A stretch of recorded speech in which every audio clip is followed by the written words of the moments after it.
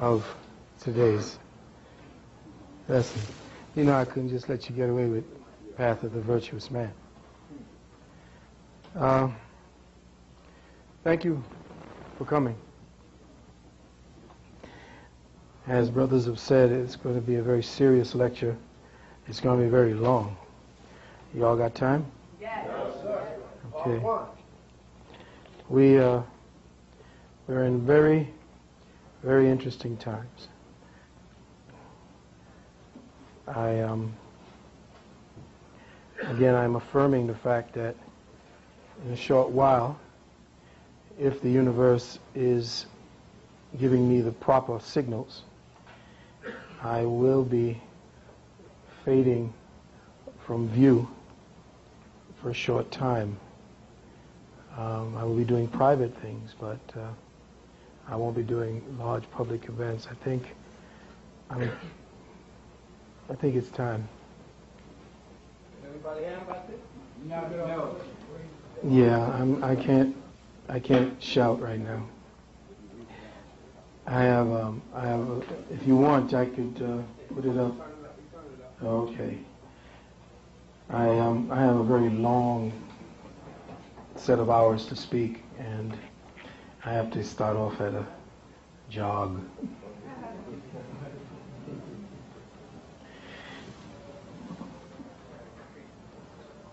First and foremost, I want to thank everybody here for coming out. Once again, your support overwhelms me. You drive me. You are my inspiration. You know, the Queen will tell you that I'm up till 3 and 4 in the morning writing, because I'm about to kind of expose a little bit of myself, who I am. And my Queens, this is the brothers' time. This is for us.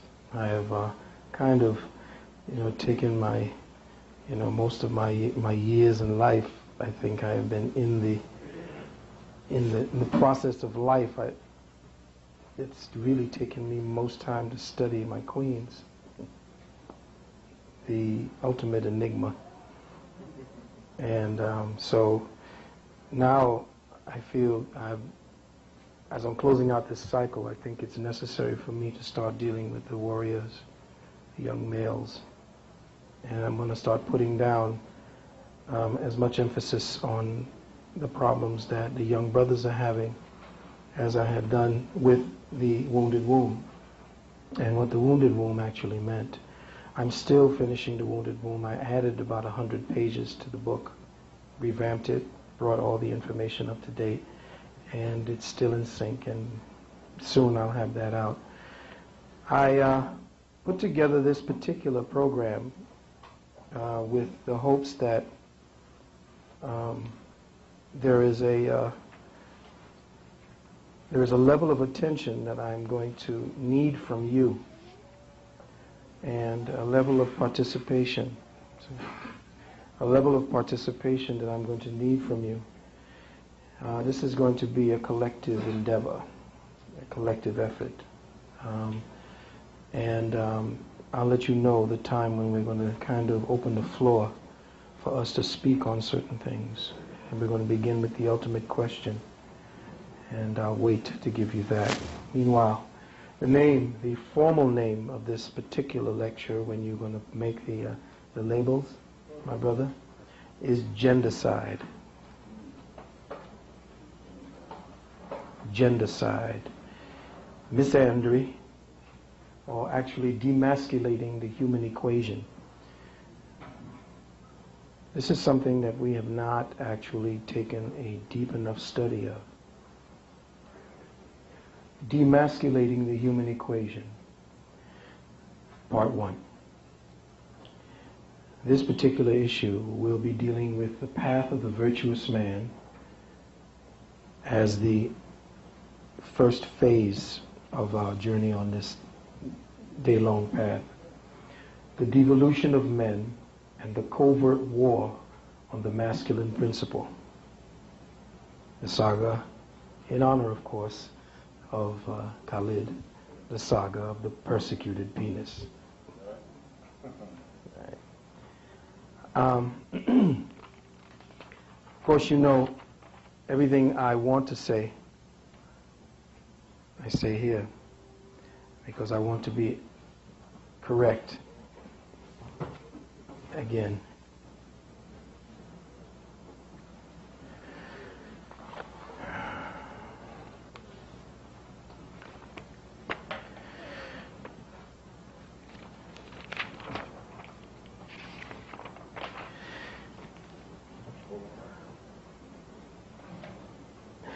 First and foremost, I would like to thank my family, my children, Shamika and Amen, for taking this journey with me as my children this life around. I wish to thank Nalani for also joining me on this life path. To Sister Medina for all her love and incredible support in her research. I'd like to give thanks to Brother Sarnetta and Brother Big Man, soldiers, foundational soldiers in the community who are out there all weather, or at least in the best weather they can actually find, to pound the pavement, street warriors, to pass on the information. I would also like to include in that rubric Brother Shabazz, Brother Chris, Brother Black Dot, and all the other soldiers that I may not have named out there, speaking the truth to power. I'd like to thank them for taking up the standard when they did and moving it forward in our journey toward collective enlightenment as a people. I also would like to thank Brother Marvin Chambers and Sister Karen Chambers for their support in what we are about to do for the brothers and for the sisters in our community. You'll be hearing those of you who, after we have made our sabbatical, after we've come back, those of you who will return to join us, will hear more about Brother Marvin Chambers, and that will be pretty much on the masculine side. To Brother Nkosi Gray and to Ladybug Mecca, all my love, and to Brother Nkosi Kimati and his mate for all her support. I'd like to thank Brother Lester for cranking out my tape products. I'd like to give thanks to the brothers of the Soul Brothers Boutique. I'd like to, if you can, give a great round of applause to all of the names that I have just mentioned, because they are so profound in my life right now.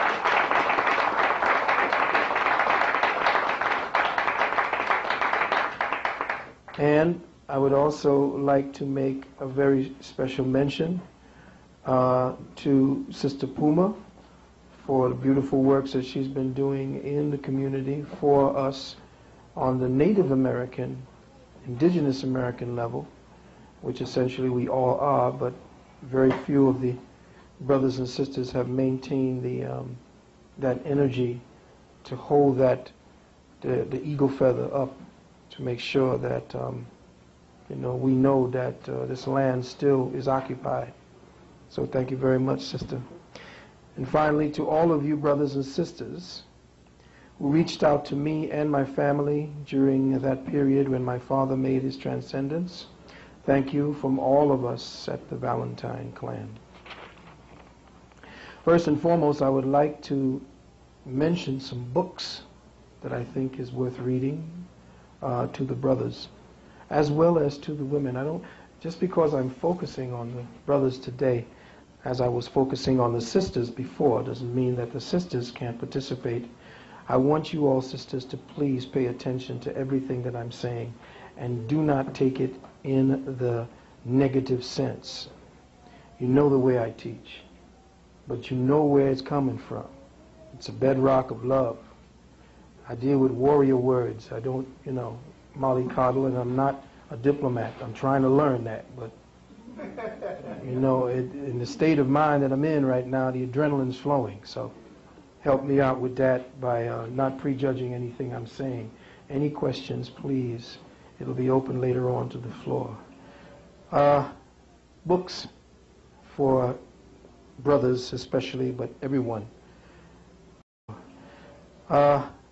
Books for brothers especially, but everyone. The War Against Boys by Christina Hoff Sommers. The War Against Boys. The Decline of Males. I want you to see all these titles. And I want you to listen to what they're saying. Because we are in battle crisis. You understand? The first line has been breached. And the home front, especially the soul front, is in danger. Heterophobia.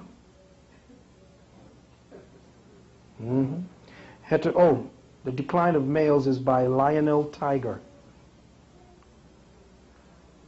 Heterophobia, sexual harassment in the workplace, and the future of feminism, by Daphne, D-A-P-H-E-N, Patai, P-A-T-A-I. The Myth of Male Power by Warren Farrell.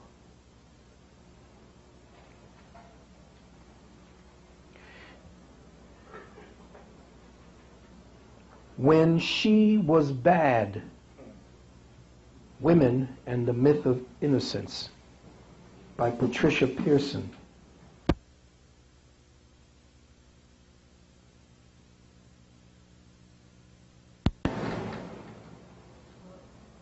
Oh yeah, it's going to come out today. Sick and tired of all the television programs and movies put out about abuse coming from only one sector of the society, perception-wise. In fact, the statistics are completely the opposite. They are 50-50 at par. And you will see what is being done about that. Abused Men by Philip W. Cook.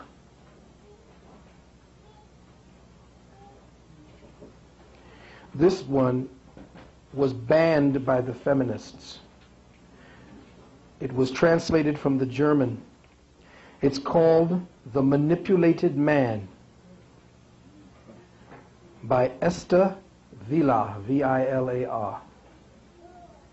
The feminists went on an all-out attack against this book. I suggest you get it. The Manipulated Man by Esther Vilar. Another book by Warren Farrell called Why Men Are the Way They Are. I know every woman will want to run out for that one.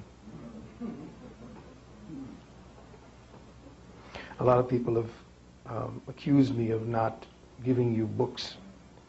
I think I've given you hundreds of books over the time that I have been doing this. I think. So I'm just fulfilling that. Another book by Warren Farrell, very interesting title, and I don't know how to do it because I just scanned it. It's called Women Can't Hear What Men Don't Say.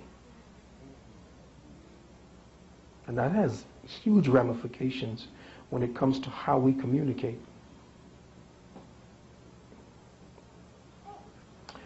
Another one is called Feminist Fantasy.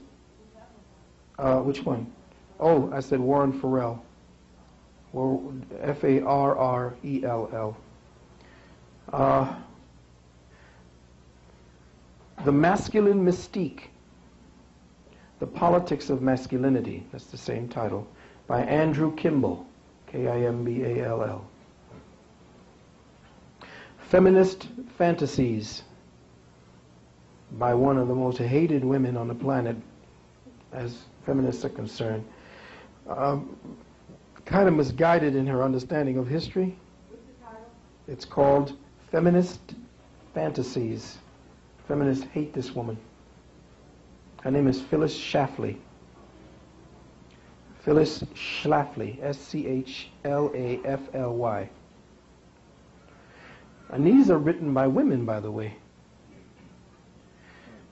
Domestic Tranquility by Carolyn Greglia, G-R-E-G-L-I-A or A-G-L-I-A, I'm sorry. Yeah, Eglia, Greglia. And one that really, another book that was actually banned by the feminists, Prone to Violence, by Erin, female's name is Erin, E-R-I-N, Pizzey, P-I-Z-Z-E-Y, Foreigners. Let me see, there was others that I was actually going through in my catalog. Spreading Misandry, M-I-S-A-N-D-R-Y. That, they talk about misogyny is hatred of women. Well, misandry is hatred of men.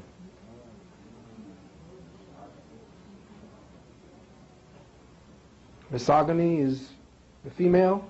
Misandry. You haven't heard misandry into social lexicon, have you? No. Why not? We're going to find out today. That's by two authors, Paul Nathanson and Catherine Young.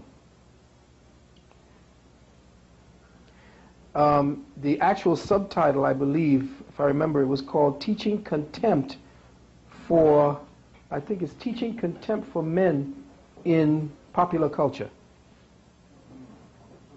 Teaching Contempt for Men in Popular Culture. There are two other books that I saw as references in my research. It's called The Emotional Terrorist and The Fatherless Society, and these came from Germany. And I don't remember the name, but look under this guy. He did something called The Gender Agenda by Dale Leary, O'Leary, O-L-E-A-R-Y.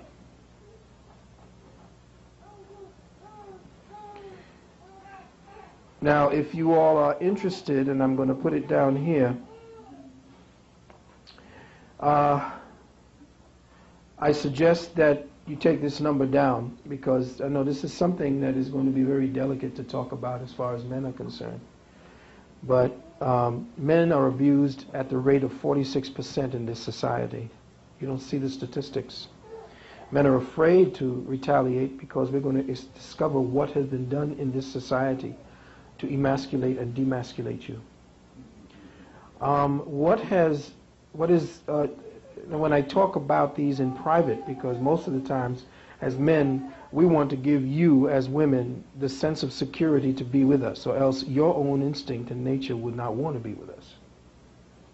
So we have to constantly maintain whatever kind of testosterone radiating energy that would make you feel secure and thus make you feel like you want to be with us.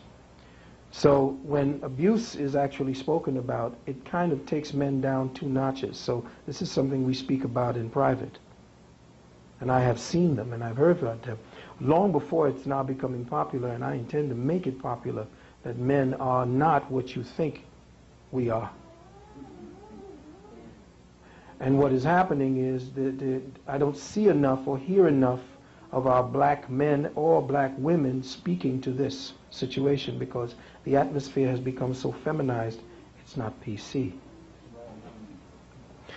But there is a domestic abuse helpline for men, by the way, and I'm putting it out there for you. And it's 1-877-643-1120, 643-1120, 1-877.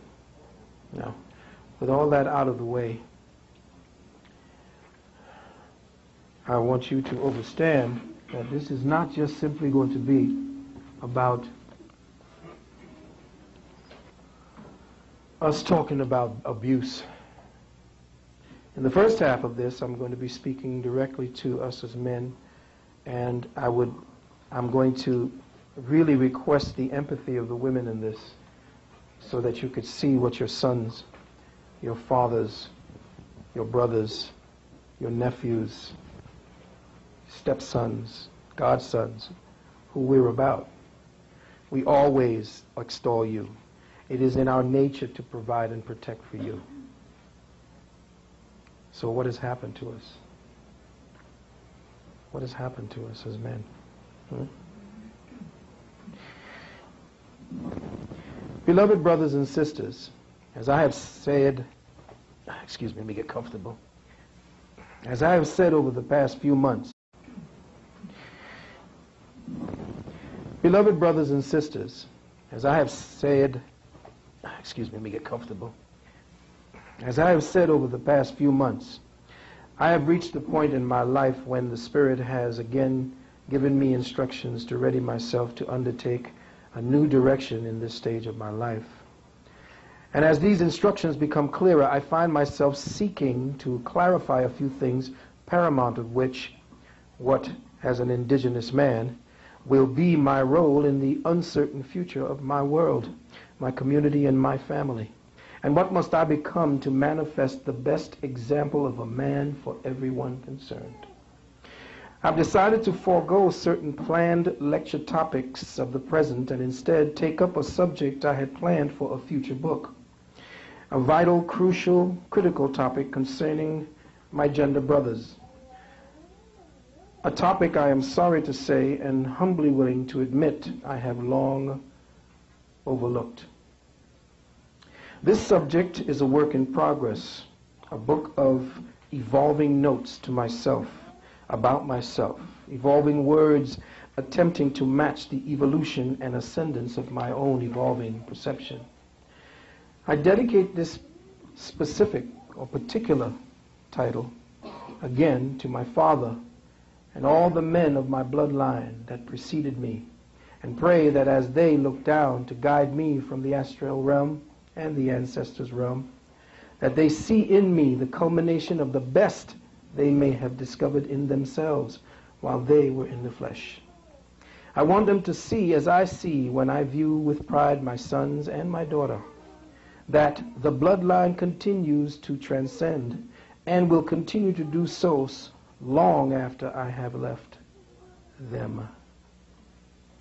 That said, I now expand my dedication to include all of the women in my life and the lives of those men who seek a higher threshold of perception as men, but have heretofore been frustrated by this society's government and the feminist disease called equality that has done more to derail the potential for true health, happiness, and harmony in the black community over the last 40 years than the last 400 years of captivity and all the AIDS, viruses, TB, high blood pressure, police murders, and drugs, because up to now we have not recognized as a people the subtle, insidious forces orchestrating our chaos. What I have come to define as the metaphysics of oppression. So as I approach what will be the 7th year of this cycle of my sojourn on the metaphysical teaching path, I consider it fitting that I call attention to the 7th Hermetic principle of existence, the principle of gender. I feel that it is not only fitting, but terminally crucial, because the metaphysical war against humanity has been prosecuted by the archons through a systematic attack, perversion, deconstruction, and disfigurement of the archetypal templates of cosmic law as they are articulated through the words of our ancestors in the 7th Hermetic principle of existence in the Kybalion. Chi, Balion, Chi, Ba, Chi, the soul, the Ba of the lion. This universal energy of the soul as it manifests through the lion fire of the heart. With the destabilization of the preceding 6 principles, the 7th and final resting place of universal intent, as manifested in the bipolar duality that is man, is in a terminably inevitable state of disarray. The principle of gender, the 7th principle, has now come unraveled. Cosmic law is now interfered with and interpreted through the dictates of the insane. Liberals who hold a kernel of truth profess to own the whole damn cornfield, as do the conservatives. And we live in the middle of a forced choice between the two, not realizing that the same puppet master maintaining control over our lives does so by controlling the deeds of the philosophies of both. So, what are we doing and what are we going to do as we analyze the metaphysics of oppression? What are we going to do? I'll tell you what we're going to do. We're going to show you how the puppet master has split the truth into two polarities, setting up what appears to be resonating extremes concerning our socio-political, religious, and interpersonal perceptions of life, which is exactly what they have done to the working perception of the principle of gender and the cosmic laws governing the relationship between the crown of creation, a man and a woman. But first, by popular request, a few bulletins dealing with the black news. Welcome to the Dark Matter Think Tank.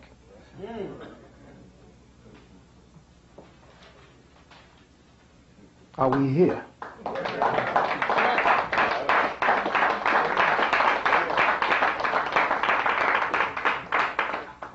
Today, those of you present should consider yourselves visiting fellows to this auspicious gathering of metaphysical and intellectual masters. Item: new movie, Blackjack, needs scrutiny. It's a cultural pimp musical ripoff. Jack Black, Black Jack. Jack Black, Blackjack. 21, they win. 21 years ago, 1982, the systematic campaign to rip off and replace black faces with white faces singing soul, R&B, blues began in earnest. 21, Jack Black, reverse it, Blackjack. 21 years ago, music and music appreciation was removed from black schools, curriculums, and the primary school levels. 21 years ago, school stores, musical stores, and pawn shops carrying musical instruments in our community began to be phased out in the greater New York area. 21 years ago, it was surmised after the damage that the Black Power movement did to the minds of the cattle what the music was the force, what the music did enforce. The glue that brought us together was the music. 21 years ago, they began the campaign to destroy it. Jack Black, Blackjack. Black music had to be destroyed or co-opted. They chose the latter. 21 years ago, a new child grew out of this campaign of creative suppression, hip-hop. And since the last generation was deprived of their chance to evolve by way of their legacy, when hip-hop was co-opted over the last 10 years, nothing was being cultivated to take Michael's place, to take Janice's place, to take Luther's place, to take Barry's place, to take EWF's place, to take Aretha's place, or to take Whitney's place. Only bleached out soul-sucking vampires like Brittany Houston, or Britney Spears Houston, Justin Timberlake, some new 16-year-old British scarecrow named Josh Stone, who they say is poised to become America's newest voice of soul. Listen. When you hear this soulful voice, hard to believe it's coming from someone just 16. It just blows you away that consider such death. Move over, American Idol. Look what just came out of Britain.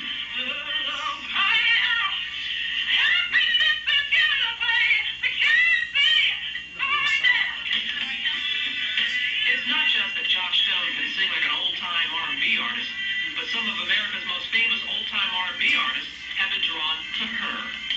She's kind of an anomaly in the soul game because, of course, she's British and she's white. I understand it. You have to come from a certain place, you have to be a certain colour or like a certain person. Josh has the looks of a pop star like Britney, but a voice that hits the notes more like Whitney.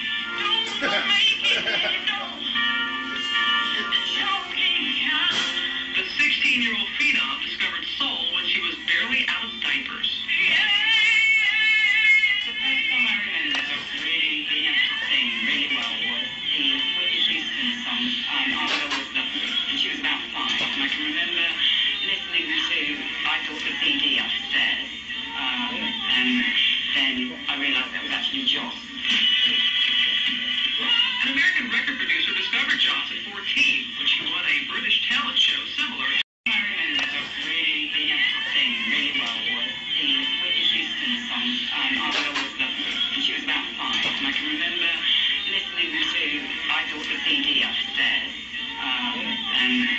and I realized that was actually Joss.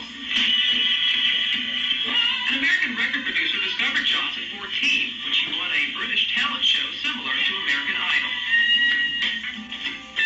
To truly tap into her soulful sound, Joss teamed up with a roster of veteran 70s R&B stars, including Miami soul pioneer Betty Wright. She has a good feeling for this. So hey, sky's the limit. Now she's poised to be America's newest voice of soul. Did you hear what they just said? Oh, I don't think you heard. I don't think you heard what. Here, Betty Wright. She has a good feeling for this. So hey, sky's the limit. Now she's poised to be America's newest voice of soul.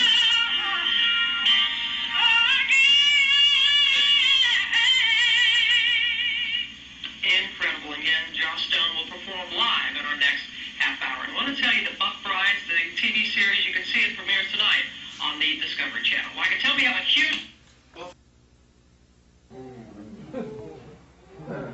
I want you to see it. It's continuous. It's continuous. It comes one after the other until you become part of it and you don't even know you're in it and supporting it. I want to go to the next phase. Listen. Yes, listen carefully. After I sort of felt like, well, you know, you want to be a good sport. And there were a lot of people watching, and then how did I get myself... I want you to listen to the apologistic. I didn't do nothing mentality of the feminists in this interview. Listen carefully. Now, not to say what happened was correct, okay? But overstand, when you put yourself there and you go stargazing, now it's their fault. How stupid can I be? All right, let's go back. How did I get myself... Watch her cut her admittance and jump in very quickly to make sure she steers the person who is conducting the interview is steering the interview so that there's no culpability. Listen carefully. And there were a lot of people watching, and then how did I get myself, you know, at the hotel? And how stupid can I be? All right, let's go back a little bit. Tell me what happened. Well, I knew. I was interviewing him. He was, and I always thought it was more about power than about sex, and he was sort of messing with my legs, and I think it was more just trying to distract me. Left his gold American Express card behind, really demanded that I bring it back, wouldn't trust anybody else with it. I picked up my daughter, which I think probably was, I don't know if it was conscious or unconscious at the time. Called him from the house phone hotel. He said, please bring it up. I'm on a conference call. It's really important. When I knocked on the door to hand him the card, he had only a pair of very tight, somewhat buttoned blue jeans on, no socks, no shirt, and said, come on in, lose the kid. And so, I mean, how did I get myself in that circumstance? Now she's got amnesia. How did I get myself in that circumstance? No culpability, no responsibility. Let somebody else answer that question. I can't. Watch very carefully how the mind slips into a place where she knows she will be comforted by that lack of discretion. And it would all be falling on him. Not saying that that was correct. I'm saying that's usually the slant of the narrative to shift the weight of blame. How could that have possibly been? Who are they talking about? See, the women knew. Watch. I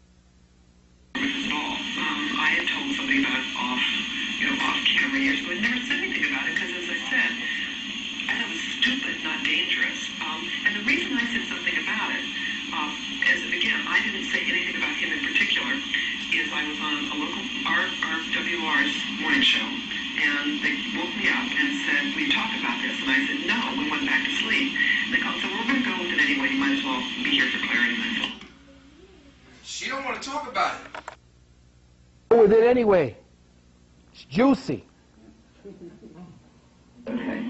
My producer, the tone of the conversation was light. A couple hours later, my show, which is nationally syndicated, my producer said, "Do you want to talk about this?" And I said, "No, I really don't." Which I think was my the on-air light goes on, and all of a sudden I find myself not talking about him. I never referenced him, but the notion that somehow when a woman accuses a powerful man of any misconduct, it's assumed she's a liar, a slut, has something to gain from it. Has that been all out from this? Oh, yeah. Like what? Well, it's really interesting because my point is, listen, somebody has got to protect women who feel that they can't speak out because of reprisal. Now, as Experience it the other way. As soon as I've seen it in the media that when a woman accuses a man, automatically he's fucked. How did she now switch it around to make me, or at least make me want to believe that as soon as you accuse a powerful man, that somehow she's a slut? That didn't get to me. I didn't get that around. I knew he must have done something fucked up if all these women were coming around. You see what I'm saying? But she had to make sure that the slant of the narrative was on the female side. Understand what's going on, brothers and sisters. It's been a storm that I just couldn't have anticipated. What's been the problem? People calling your show? Calling Part of it, names? well, both. The first is that when I went on the air about it, an outpouring of women just being frustrated and sad and confused and angry. How could this happen? And Happened. You went up to his hotel at night, 1 and 2 in the morning, to give him back his card that you could have mailed or sent a messenger with? But oh, mea culpa, mea maxima culpa. at the end of that time, men and women are sending each other the wrong signals. Women have to be aware of red flags earlier and say no. Men have to really be willing to ask. I actually wrote Arnold Schwarzenegger a letter earlier and say no. Men have to really be willing to ask. Women are sending each other the wrong signals. Women have to be aware of red flags earlier and say no. Teach you that shit? From the time you are this long, hey, I taught my daughter that. Red flags, she has to become aware of red flags. A grown woman has to now find out what the man's, the first thing you learn when you turn 13, what the man's after. Your mother teaches you that. Keep your legs crossed. That just somehow evaporates when you become a woman and you decide to go and sneak into and see a powerful man. You starstruck. All of a sudden, everything your mother and father taught you goes out the window, and you have to be taught when to see red flags. Give me a...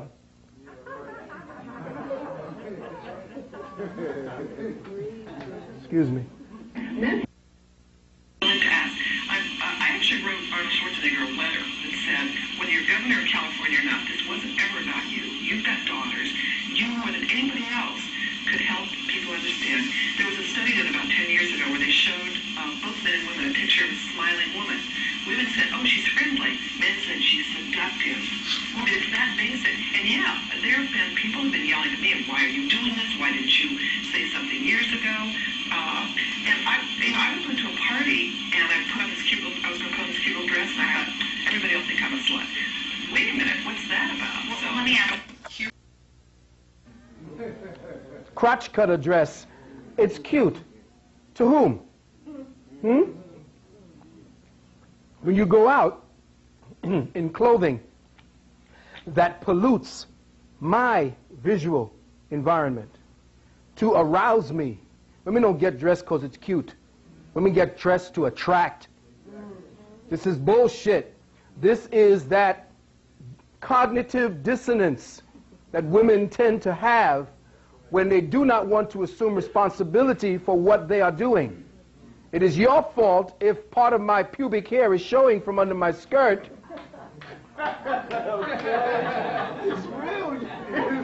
I want you to understand the logic that we have to deal with. This is not, it's cute because we're now playing it because we know who we are here. This is not bashing time. This is about think tank time.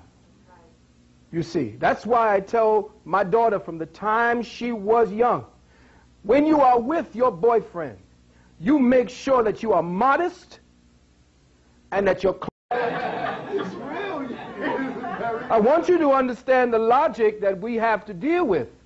This is not, it's cute because we're now playing it because we know who we are here. This is not bashing time.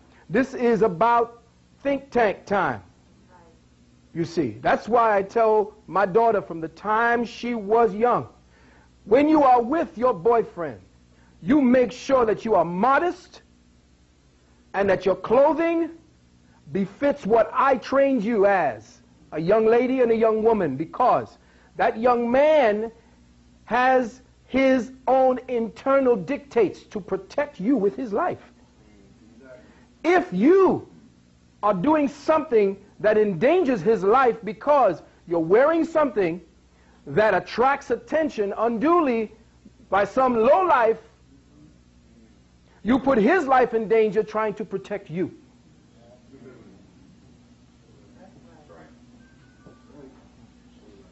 Mrs. Schwarzenegger behaved badly toward women in the past.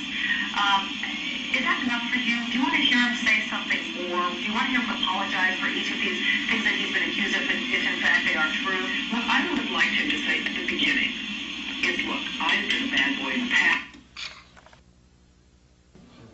See, now the mother takes over.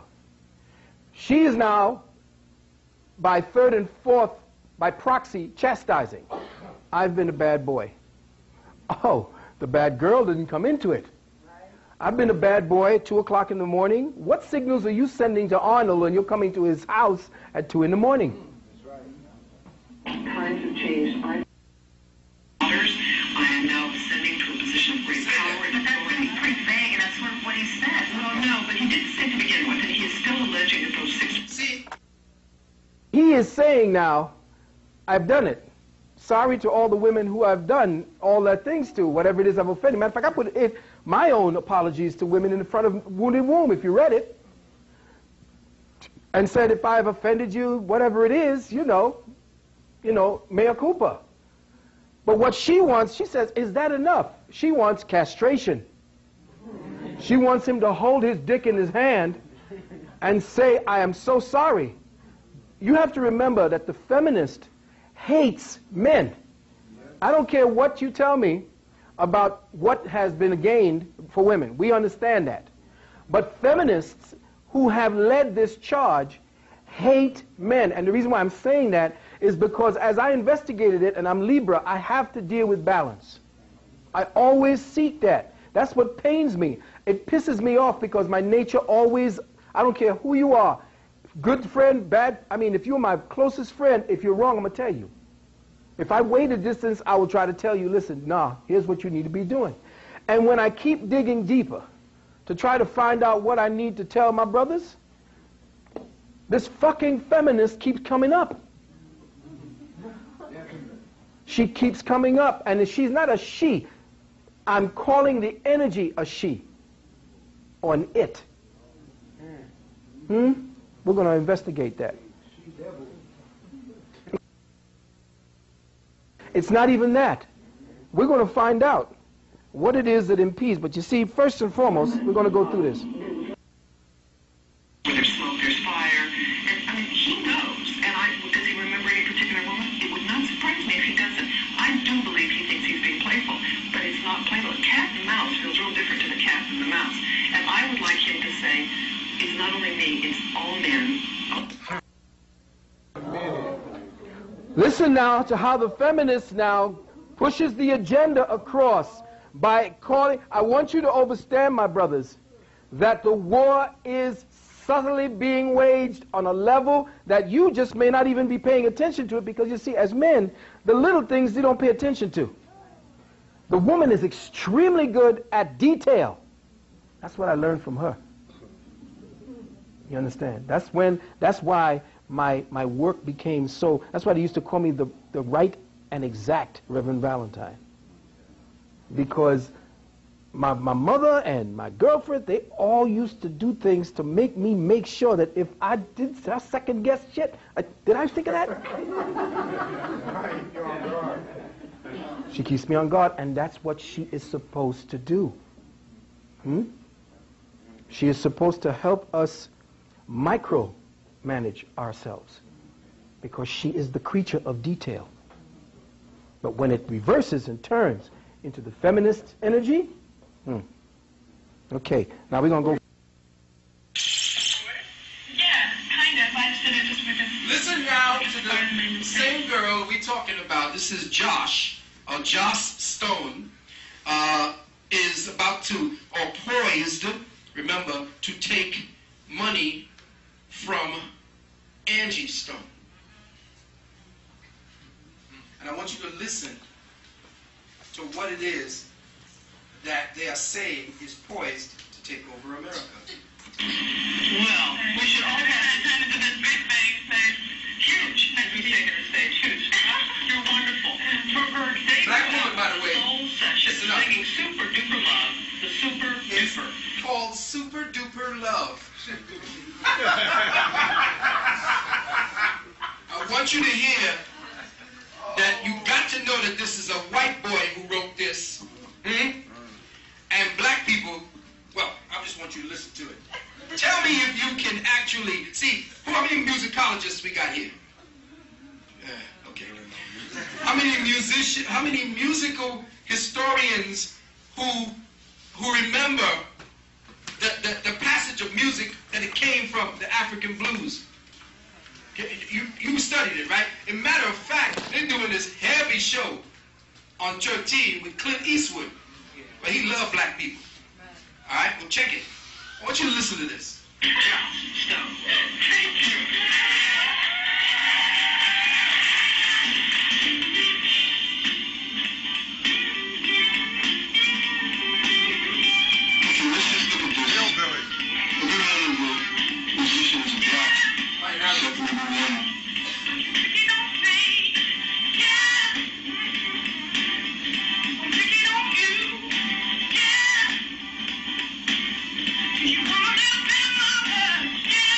What era? Early 60s, 70s. What part of the United States? Yes. Good. See, I love it. Come on, think tank. Yes!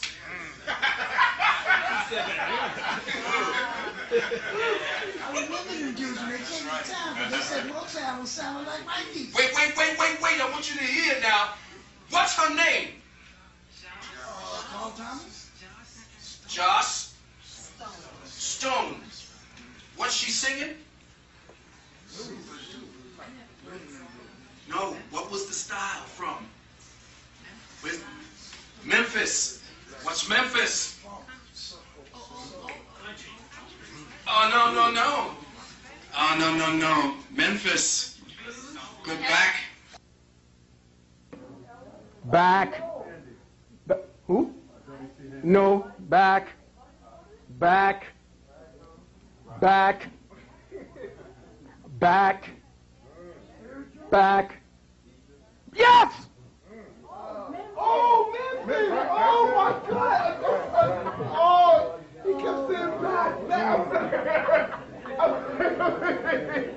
All right. Understand now that white people are going back to your holy grounds, and they are picking up the sound frequencies necessary for them to adjust whatever little bit of artificial melanin they got through the music.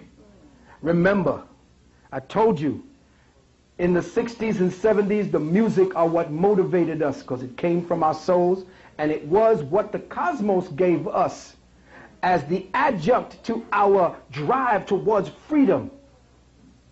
It had to have music to it because we were in tune with the music of the cosmos. So what do you do if you want to circumvent a movement towards liberation? You co-opt the music, the frequencies necessary to hold that frequency in place. When Malcolm was out, when Martin was out, the music was there. A little bit more and I'll show you.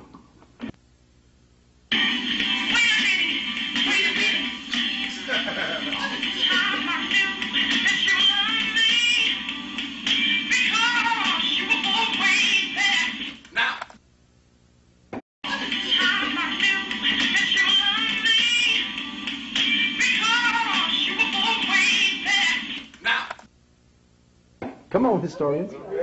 No? Yeah. Yeah. And yes! I love this crowd. Dark Matter Think Tank. Say, oh! Yes! I know, brother. That's why we're here. Carla Thomas. Her father used to sing, do the funky chicken now. Rufus Thomas.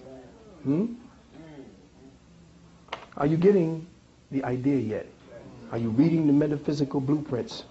I keep telling my brothers and sisters, pay attention. Pay attention. Okay. We got the analysis. I want to move forward to something else. And I want you to listen to this very carefully. This is the black news. We ain't even gotten into the, what do you call it yet?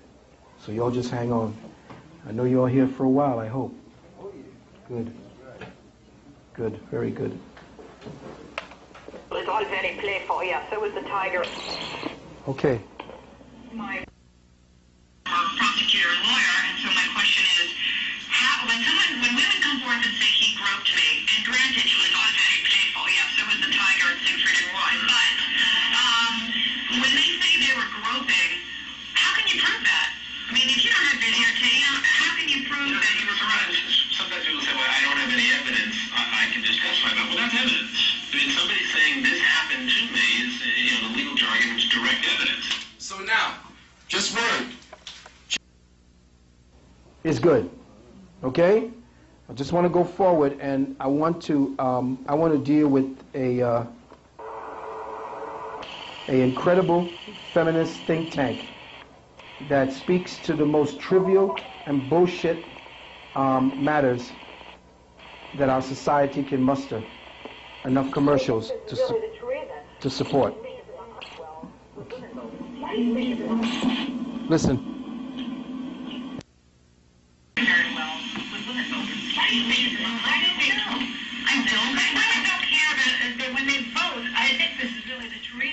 When you vote, like with Clinton, the same thing with Clinton. They're interested. Are you pro-choice?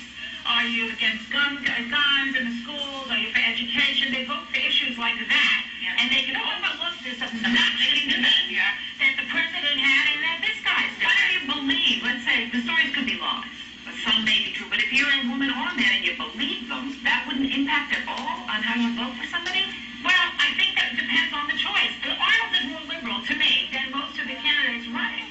He's that liberal position. Very moderate. And women tend to vote like that. You know what else? I think women are much harder on other women. I think we judge other people's behavior by our own behavior. We like to stand in their shoes. So we assume they're liars? Not so much liars, but we'll do things like, we saw this in Anita Hill.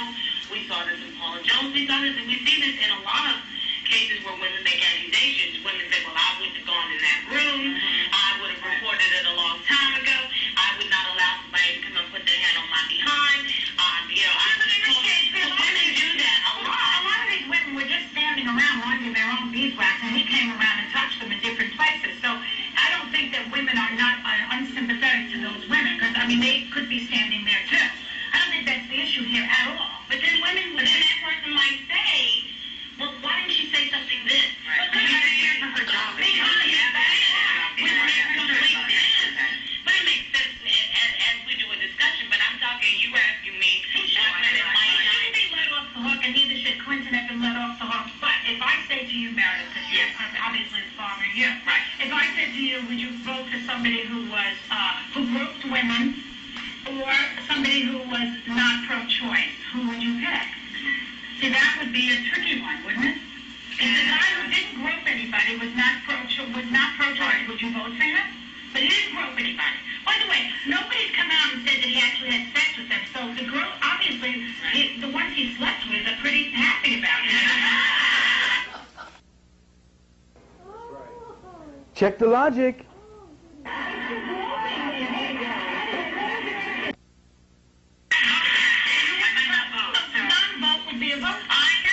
But I have a conscience too, so I don't know what I would do. I mentioned before the three most dangerous words terms of divorce rate in this country may very well be it's a girl.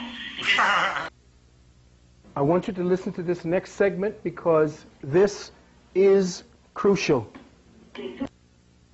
divorce rates all around the world, and they found that in families with a girl, the people were much more likely to divorce than families with a boy.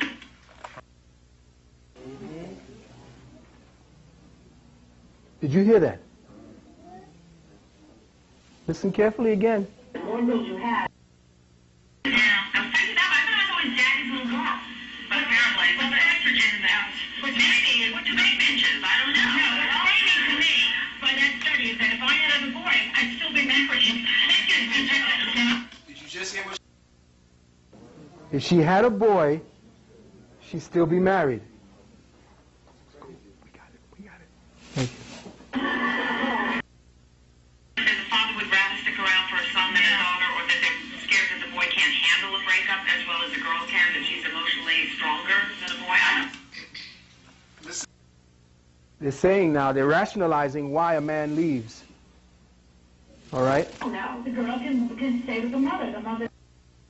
The girl takes baths with her mother. They groom each other. They're like little monkeys together. All the women doing it. It's not like that. That's what it's not true. Well, you don't take baths with your dad. No, we don't take baths. Different connection. Yeah, but that's a huge. This is the only one that ever. This is the only one out of the group said anything. It was the big, huge black woman. You have a great relationship with your dad. You and your now. Okay? Yeah. I had a great relationship growing up with my stepfather. Yeah. Maybe the best thing that ever happened to me is the reason that I have a. I'm not saying you don't have a great relationship with the father. I'm not talking about that. But he would never leave. I mean, his girls are his life now. He got grandsons, so we've been replaced. But See, now he has grandsons. He done kicked her to the curb. That's what they're saying. I want you to pay attention to. In effect, I did my research on what they did their research on, and guess what? It's real. And we're going to investigate that and how that relates to us as men. Okay? Now, moving right along with the black news. I think you were around when we told you like 3 or 4 months ago. Well, even, no, it was earlier this year, that they were getting ready to come out with the new money. That's my son, everybody. Everybody give it up for him. Thank you. And his lady friend. Thank you, son. He came through with Demolition Man for me. Give thanks. I know that we told you what was getting ready to happen. Now, here's what the deal is, everybody. I want you to get ready. I've been keeping my eye on the market, and the word is that this multicolored money is going to be depreciated by 50%. The multicolored money is going to be inferior to the euro dollar now. They want to put the $20 bill into circulation. But check it now, the $20 bill in circulation at this point is to get you conditioned to deal with all the rest of your currencies like this. Because in the next 2 to 3 years, they're supposed to move in with the 5 and the 100 and the 50s. But this 20 is supposed to be the new, if you accept this 20, here's the deal. If you accept this 20, listen carefully, you cannot exchange this kind of currency for any other foreign currency ever. Let me just say this again to you. You cannot exchange this new currency for any other currency outside of the United States of America. In other words, you are going to be effectively sealed within your own borders so that you cannot trade outside of the borders that this dollar restrains you to. Therefore, you cannot deal with an international financing, trading situation unless you go through a whole lot of different routes and actuaries and all that. Let me just say this again to you. You cannot exchange this new currency for any other currency outside of the United States of America. In other words, you are going to be effectively sealed within your own borders so that you cannot trade outside of the borders that this dollar restrains you to. Therefore, you cannot deal with an international financing, trading situation unless you go through a whole lot of different routes and estuaries and all that. Understand that we are being herded into a framework for lockdown. We already have in place the places, the camps, the thatch houses that can hold up to 10, 20, 100,000 people on these military bases that they closed. Now, why can the government now institute situations where they can herd the people? Why is it that the government can move in now and take your children and even you? Why is that? Well, I'll tell you why it is. The men, we have lost manhood. See, men who are free thinkers won't take no shit from no government. Understand that men do not allow their families to be broken up. Men do not allow their children to be taken from them by any agency of the government. Men would not allow no court standing before no white man or black man to tell him what he needs to do with his family. If you fucking up, then we have to deal with the conditions that have created you this insane chaos in your family. And then we work it out amongst the men. But the men had to step forward and make sure, as we did back in the days, that they weren't abusing their wives and their children. But we don't have that collectivity anymore.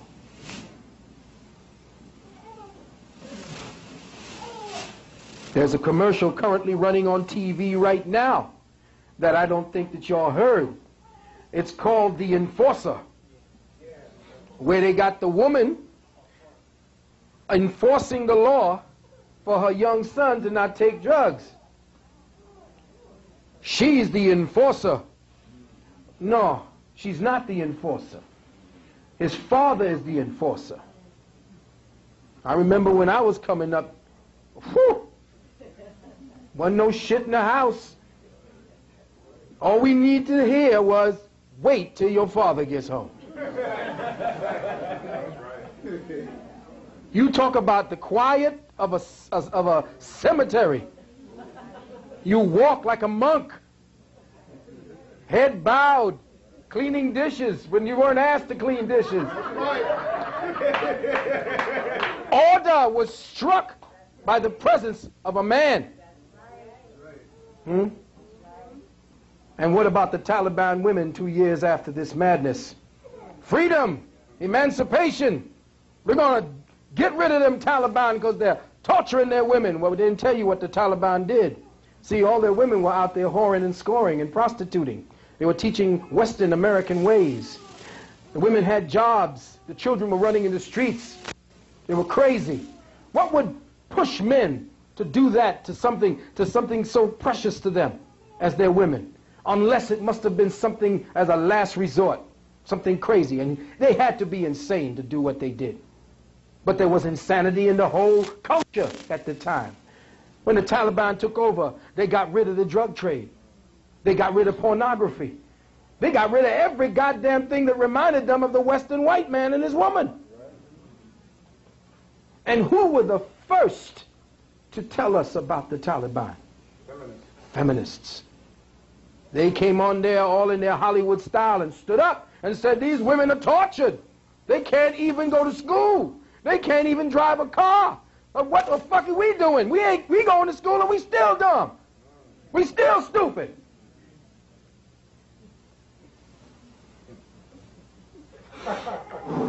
Breathe. Item.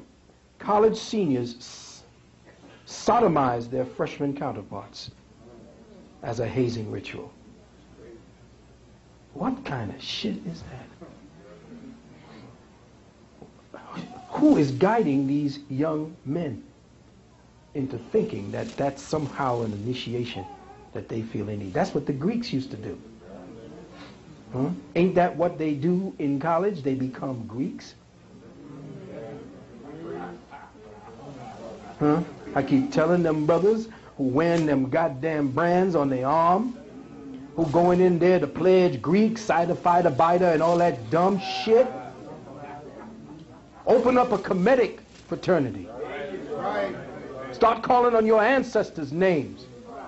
I know what that Greek shit is. That's that boule conditioning. They're getting you ready to take care and become the front line defense against us for Rockefeller and the rest of those snakes. So they get hold of your children very early to find out who the intelligence ones is. That's why I snatched my son out the school system. Bright, finished school before he turned 16. Right through. Was taking the so-called, what do you call that test that yes, no, not the SAT, the thing to get his high school diploma, the GED. Went in there, everybody was over 40. He's the only one there 15, 16. Yeah. And he got 3 wrong. 3 wrong in both the math and the English. That's him right there.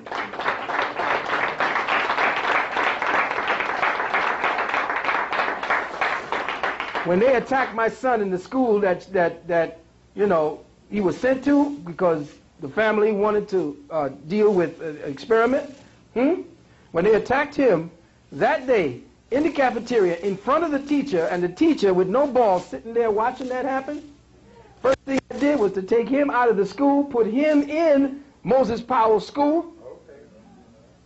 Now he's dangerous. And I homeschooled him. Had to go up against BCW. Brought BCW into my damn house. 2 women. 2 women. When they came in there, they saw 20 candles lit. They saw pyramids hanging.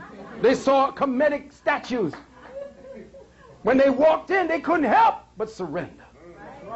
When they left, they said, "How can I join?"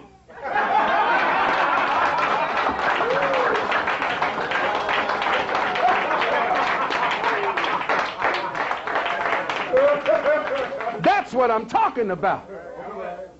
You see, when the magic, when we know who we are and we profess it. And the thing about it is, when they came to the door, they were all brass and what do you call it? Just told them, go get your father and all this kind of crap. And he was taught to be very straight with his elders and so forth. Sat us down in the middle of this circle that I got him in, and you know I powered that circle before I sat him in it.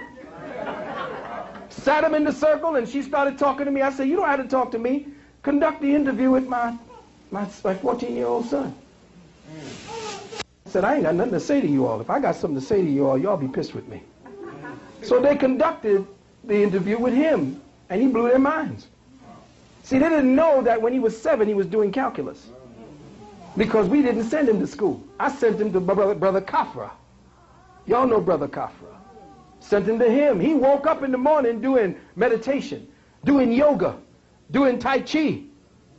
Then after all that tension was gone, he could sit down and pay attention. No goddamn candy. He had juices. He ate right. No meat, no garbage, nothing. His intellectual acuity was through the roof. He was even taken around to all the colleges to show what he was being doing. They would not fund Brother Kafra, but guess what? It's all right. It's quite all right. You understand? It's quite all right. Schools dedicated to gays and lesbians. A whole school.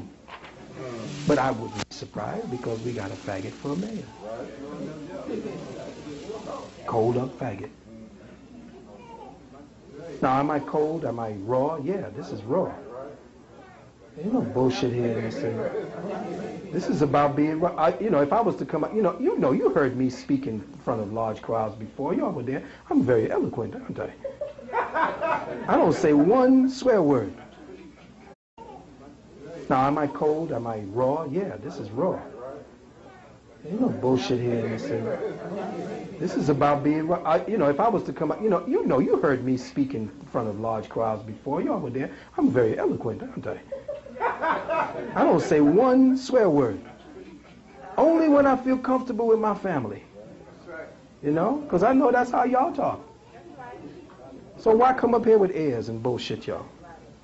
Now, let's move forward to Arnold. My son could do Arnold real good. He blew my mind. He left a message. Nothing. Yeah, California. Anyway, let's move on because we got to get to the meat of this. Arnold Schwarzenegger is not and has never been anything that he has pretended to be. Arnold is one of the boys from Brazil. Has anybody ever heard of the boys from Brazil? See, y'all weren't paying attention. Arnold is one of the boys from Brazil. I suggest that you get that movie starring Gregory Peck and Sir Laurence Olivier. For one to understand this, we must do as in-depth a retrospective of his life as we possibly can, given the fact that, like Kaiser Soze, he's protected from on high by the Prince of Darkness himself. Arnold, as everyone knows, is the son of a Nazi mother and father. He has been theorized to be a child of eugenic breeding programs conducted by the Nazis in which the SS officers were mated to pure Aryan females. Thousands, and I mean thousands of births occurred. His roots can be composited by analyzing his circle of close intimate friends, like director James Cameron. Director James Cameron did the Terminator series. You ever saw it? Yeah. Director James Cameron did Aliens.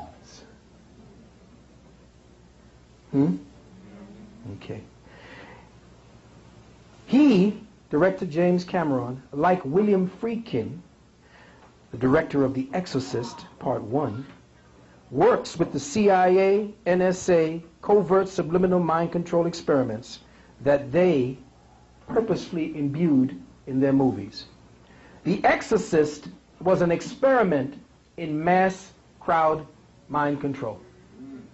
When you get the original version, it has essentially all types of subliminal, subsonic embeds of terror, of murder, of pigs squealing as they're being slaughtered, as gorillas crying out, children. All these things were put at sub-audio level during the times of the horror scene, and that's what cranked up the horror in you.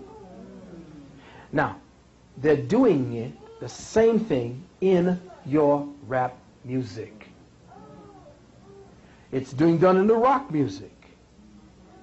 You don't see or you don't have any control over the final product after you put it down on the tape. But after they take it and they hook it up, you are saying all kind of shit underneath words that you know you ain't had nothing to say. You didn't say those words. That's why Cameron is about to re-release Aliens. Like Friedkin re-released The Exorcist. What was that about? To test the pulse of your susceptibility to mind control. Because thousands, millions of people went to see the new reversion of The Exorcist with new clips that they had put in. Anybody see the new Exorcist? You saw it? Did you see her going up the stairs backwards like a spider? That's a real disease. It's called tardive dyskinesia, where your body twists out of its natural shape. In other words, I could touch my back of my head with my ass.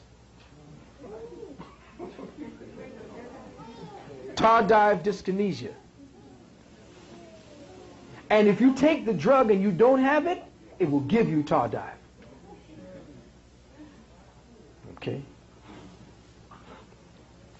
Arnold, an airhead weightlifter on drugs with a Nazi family, just so happens to marry right into the Illuminati bloodline.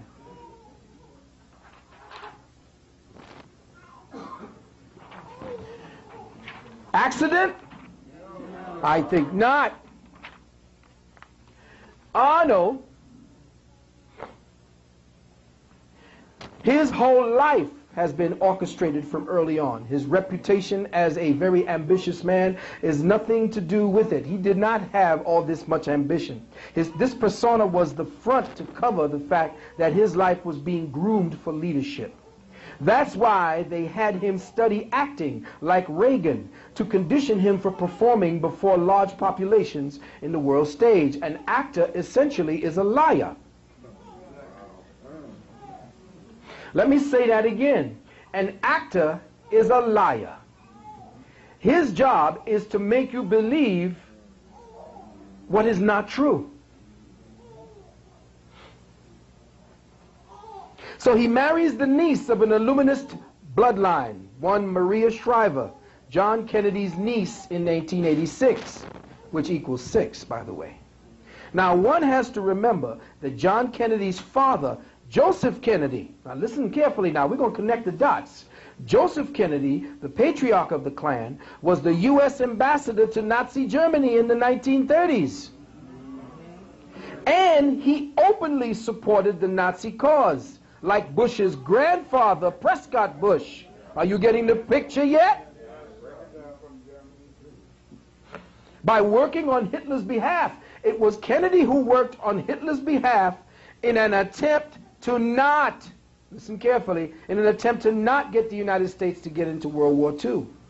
Like Ronald Reagan, he, Schwarzenegger, also had extensive CIA and Nazi connections before even entering politics. Arno campaigned for Kurt Waldheim when he ran for president of Austria, the home country of Hitler. Waldheim was later banned from coming to the United States due to his Nazi affiliations, but was an honored guest at Schwarzenegger's wedding. Okay? He has been heard calling Waldheim Uncle Kurt.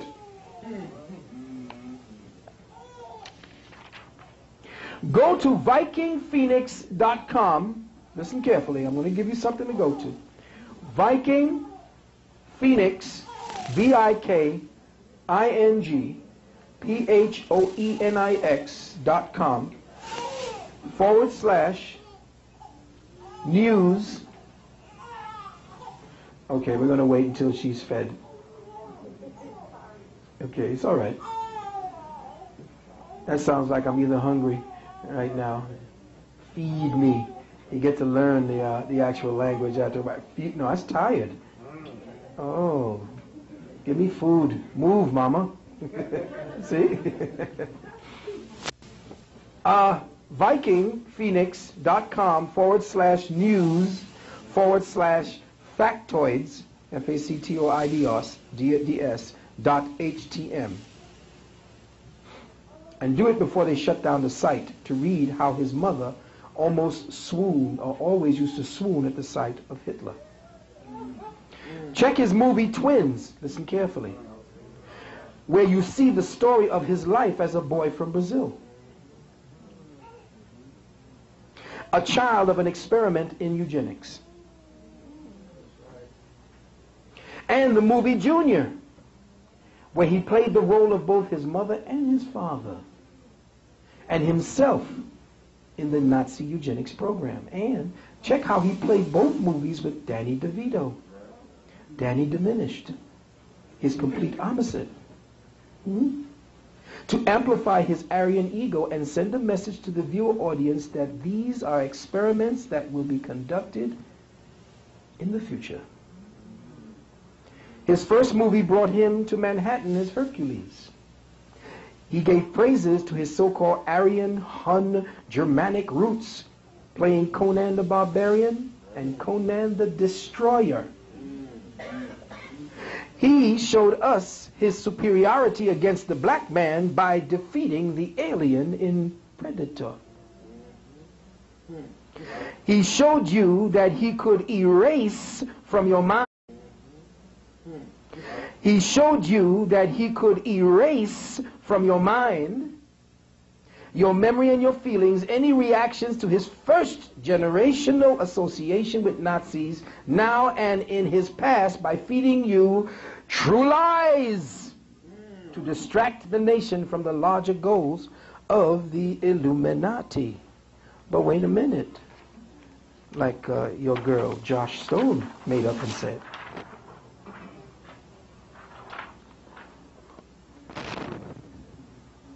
who produced the flick?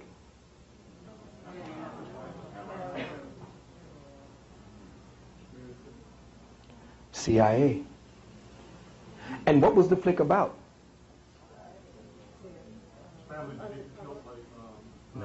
No, that was Collateral Damage.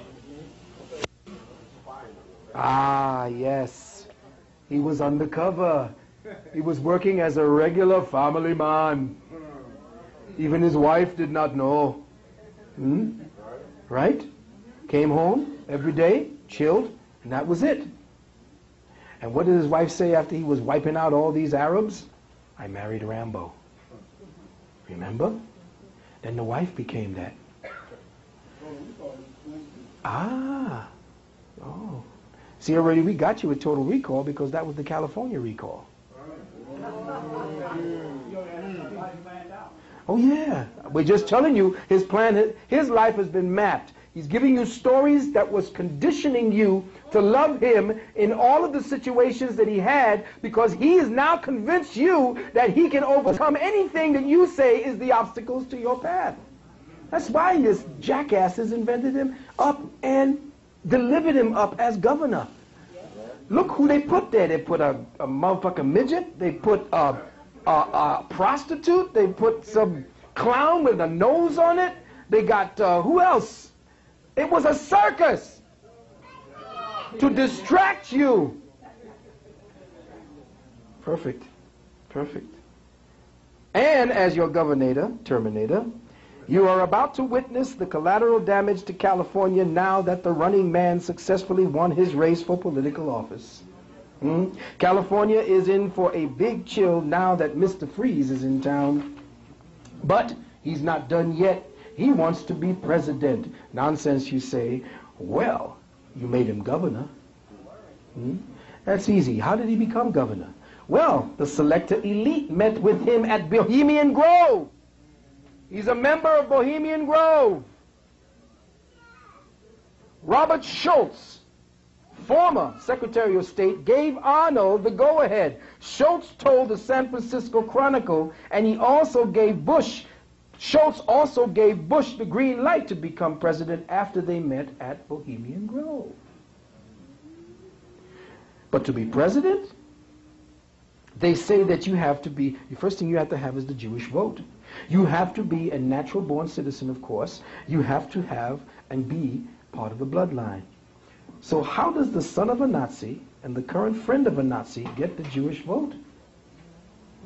How does he even marry into an elite bloodline unless he is also part of an elite bloodline? And they're trying to minimize his true Nazi roots. I don't even believe that the father they say he had is his father, just his surrogate. That he was told the same way the boys from Brazil were handed to surrogate parents to raise. Well, here's what you do to get the Jewish vote. You pay them off. It's very simple. Every film that you make, you tithe a percentage to the Simon Wiesenthal Center.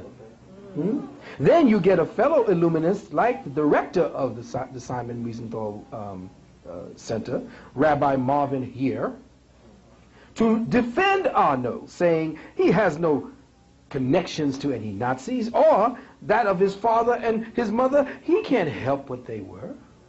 This is a Jew saying this. Or is it really a Zionist? Okay. Big difference. Thank you. And I told you before that the Zionists were working with the Nazis to set up where?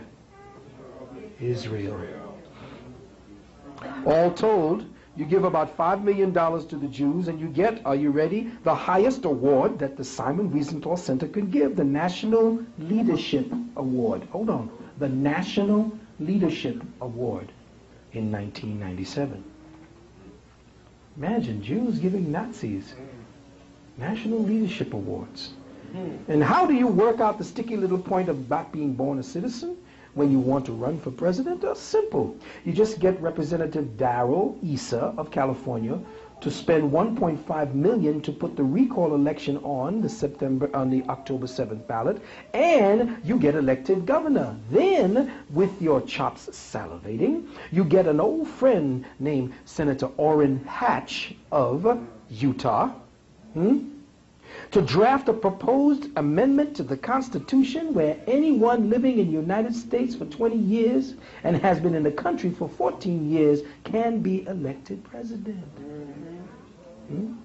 Well, by golly, wouldn't you know it? Your good friend has been co-authoring a bill, a joint resolution to amend the Constitution. On July 10th, Senator Orrin Hatch quietly introduced what he hopes to become the 28th Amendment. All right? Turn on the TV there for a minute, and I want you to train your cameras at a specific point, put up the sound, and I want you to see how they have mapped this man's life in a movie called The Demolition Man.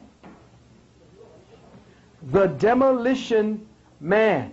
For quite some time now. I have in fact perused some newsreels from the Schwarzenegger library, and that time that you took that car... Hold it. The Schwarzenegger library? Yes, the Schwarzenegger Presidential Library. Wasn't he an actor when you... Stop. He was president? Yes. Even though he was not born in this country, his popularity at the time caused the 61st Amendment, which states that... I don't want to know. President. What's going on? Did anybody ever see Demolition Man? All right, put your hand up. Who was he fighting? Who was the baddest motherfucker at that time? Wesley Snipes. Your hero, your more. Right? He didn't take no shit because you were coming into his country. All right? Turned him into the most... He was quintessential evil. There was no redeeming with him. And he had to be a black man. Item, question. This movie takes place when? In the future. This was back in 1992 or 3? Back of the box. Eyes not good. Get some younger eyes. 93. 1993. 22. Remember the number 22. Very powerful in occult Illuminati. Why is it 22 a powerful number? Master number, why? It's double 11s. Now, when did it take place? In the future, check. What happened that woke up the two of them? Why did they wake up? Because some people in the underground, they wanted to get rid of the real people. Remember the people who still had their own organic energies and wanted to grow their own food? The whole 9 yards, check. Remember now, where did it take place? California. Now, how in the hell in 1993 did anyone know that in California they would be speaking about Arnold Schwarzenegger being the president of the United States? And then he so happens to just last week become the governor of California? I'm conspiratorial because I'm a code breaker? And you putting the shit out there for me to study? And then you got the 1,000-headed ass? It's like... Dark matter think tank. None. Now we're going to deal with the Matrix 3. I know y'all going to be around for that one. Dark matter think tank. None. Now we're going to deal with the Matrix 3. I know y'all going to be around for that one. Get ready, because the Trinity turns. Let me say that again. I'm giving y'all's clues. The Trinity turns. So, what am I saying here? How many people saw my lecture on synthetic synchronicity? And how people are not clear as to how those who are the puppet master are writing scripts that you are following. Remember, I told you, synthetic synchronicity is not synchronicity based on cosmic synchronicity the way our ancestors dealt with it. Being in tune with cosmic synchronicity keeps us in tune with the movement and evolution of the cosmos. When you are shut down from cosmic synchronicity, you're dealing with artificial or synthetic synchronicity, and now you have a lesser God. That's what you are, children of a lesser God. Now you can't speak, you don't know how to communicate anymore. You can't read the signs, because no longer are you tuned in to the cosmic synchronicity. You are dumb. You are deaf. And is not the cosmic synchronicity music?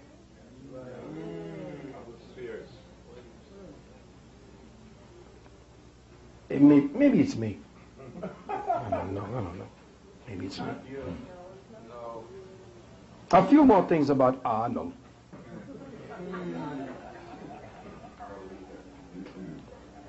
He stated numerous times in his past that he wanted to be a dictator.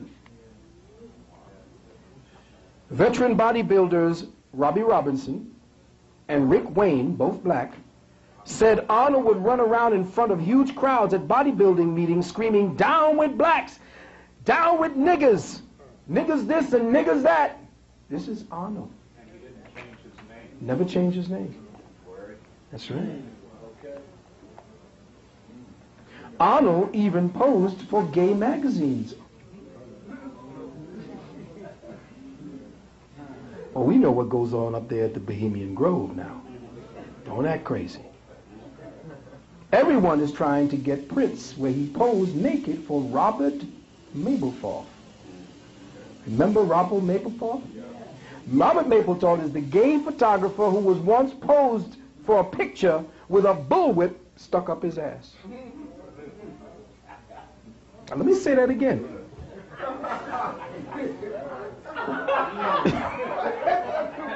Robert Mapplethorpe posed with a bullwhip stuck up his ass.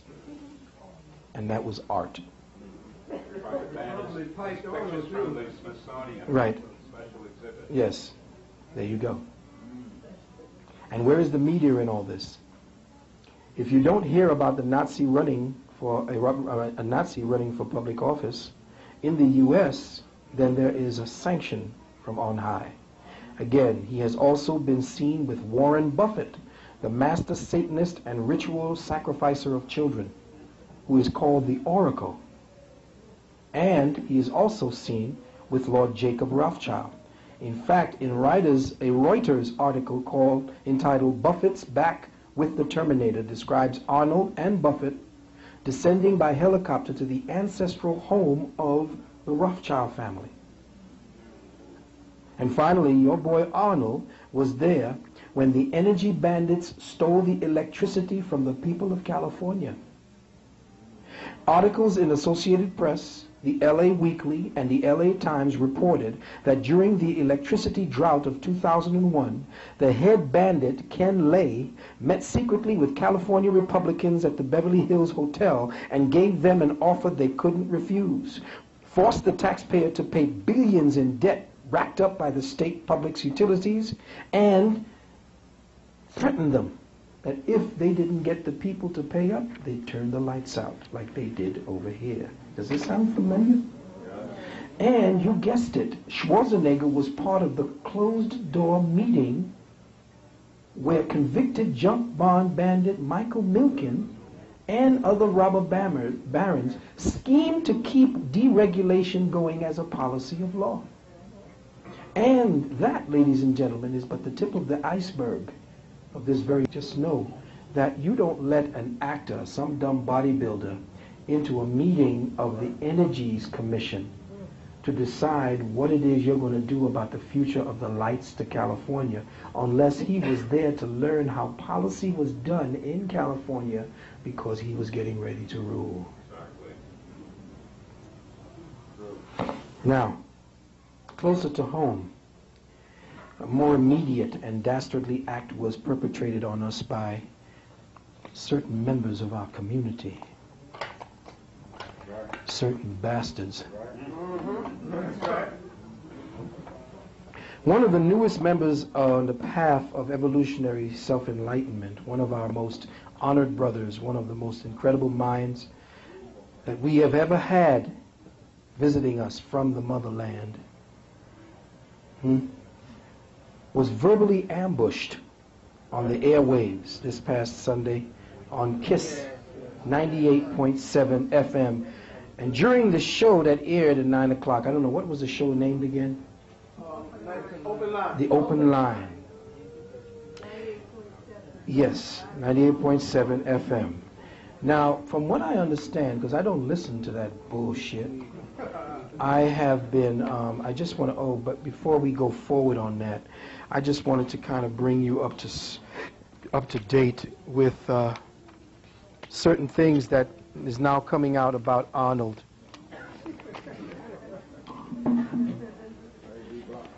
I want to give you a little show of Arnold. This is Arnold. Arnold takes a toke. They busted him smoking some Chibo. Ain't nothing wrong with that. All right? Arnold is numero uno. All right? They busted him with Kurt Waldheim. Uncle Kurt. Known Nazi. Known Nazi. And he also supported the then member of, I think it was the Freedom Party of Austria, whose head was a Nazi. Okay?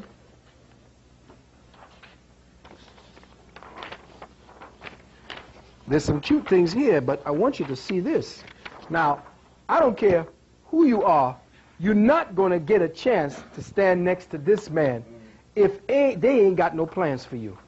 Ladies and gentlemen, there's Arnold with Warren Buffett and Lord Jacob Rothschild. Lord Jacob Rothschild, who is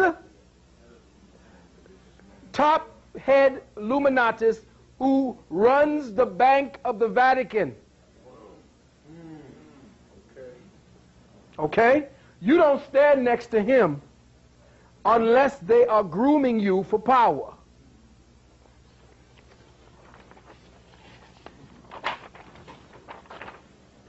Here are some very appropriate things that I pulled down from the net, which is very interesting.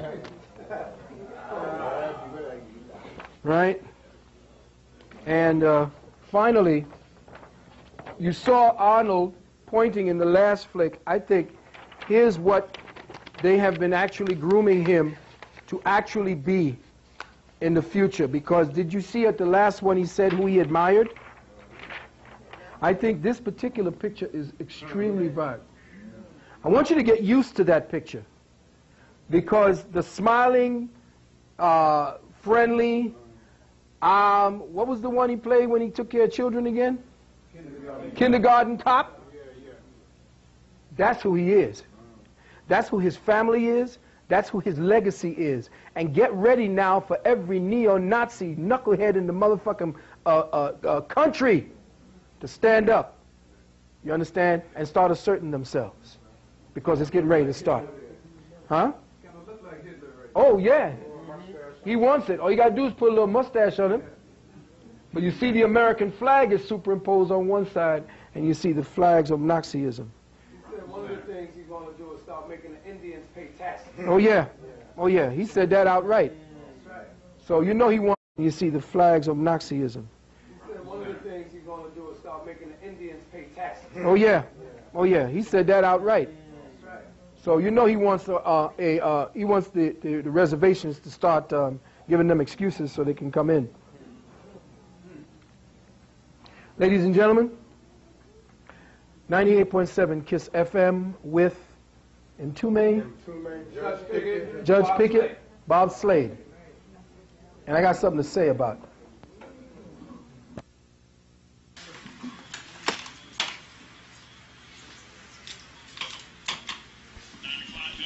Welcome to the Open Line broadcast for this Sunday, the 5th of October, 2003. 9 o'clock is our time. I'm Bob Slade, along with the third answer. Judge Bob Pickett's in the house. We have a dynamite show for you folks. Get ready. Fasten your seatbelts. It's going to be a lot of fun. It'll be a hot one. See, they set me up at the beginning. They're getting ready to set him up. That's right. You heard what he said cynically and slyly. It's going to be a lot of fun. It's going to be a lot of fun. You know, you can see him turning into Chicken George right away, right? That's right. Guest in the studio with us, and we're going to switch gears for just a second, talk about something that we normally don't talk about. That's physics. We don't really get to talk. So physics? Well, they talk about it. When we say physics, it means exercise. That's what I thought it was in high school. Oh, we were exercise. I go to physics class. Although I did take physics in high school. You did? He didn't tell you what kind of grade. Advanced. He couldn't be advanced. I was only joking, brother. I had advanced mathematics, trigonometry, and calculus. Don't keep me flat. But anyway, we have a special guest in the studio. Brother Toombs, I'm going to give you the honors. Because Toombs, by the way, has been talking about this brother for quite a while. And wanted to get him on the show. And so we hunted him down, and we got him. Brother Toombs. When I first met Dr. Ebo, we were attending a celebration at City Hall, I believe it was, with Brother Barron.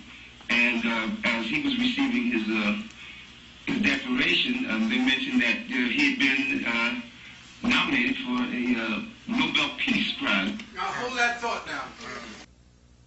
Heard right up front that they had him down at where? City Hall. You think I can get down to City Hall? If they didn't have something, they're going to give me either that or handcuffs. Right? So right away, Toombs tried to give some legitimacy to the situation. Right? It was mathematical physics, if I'm not mistaken.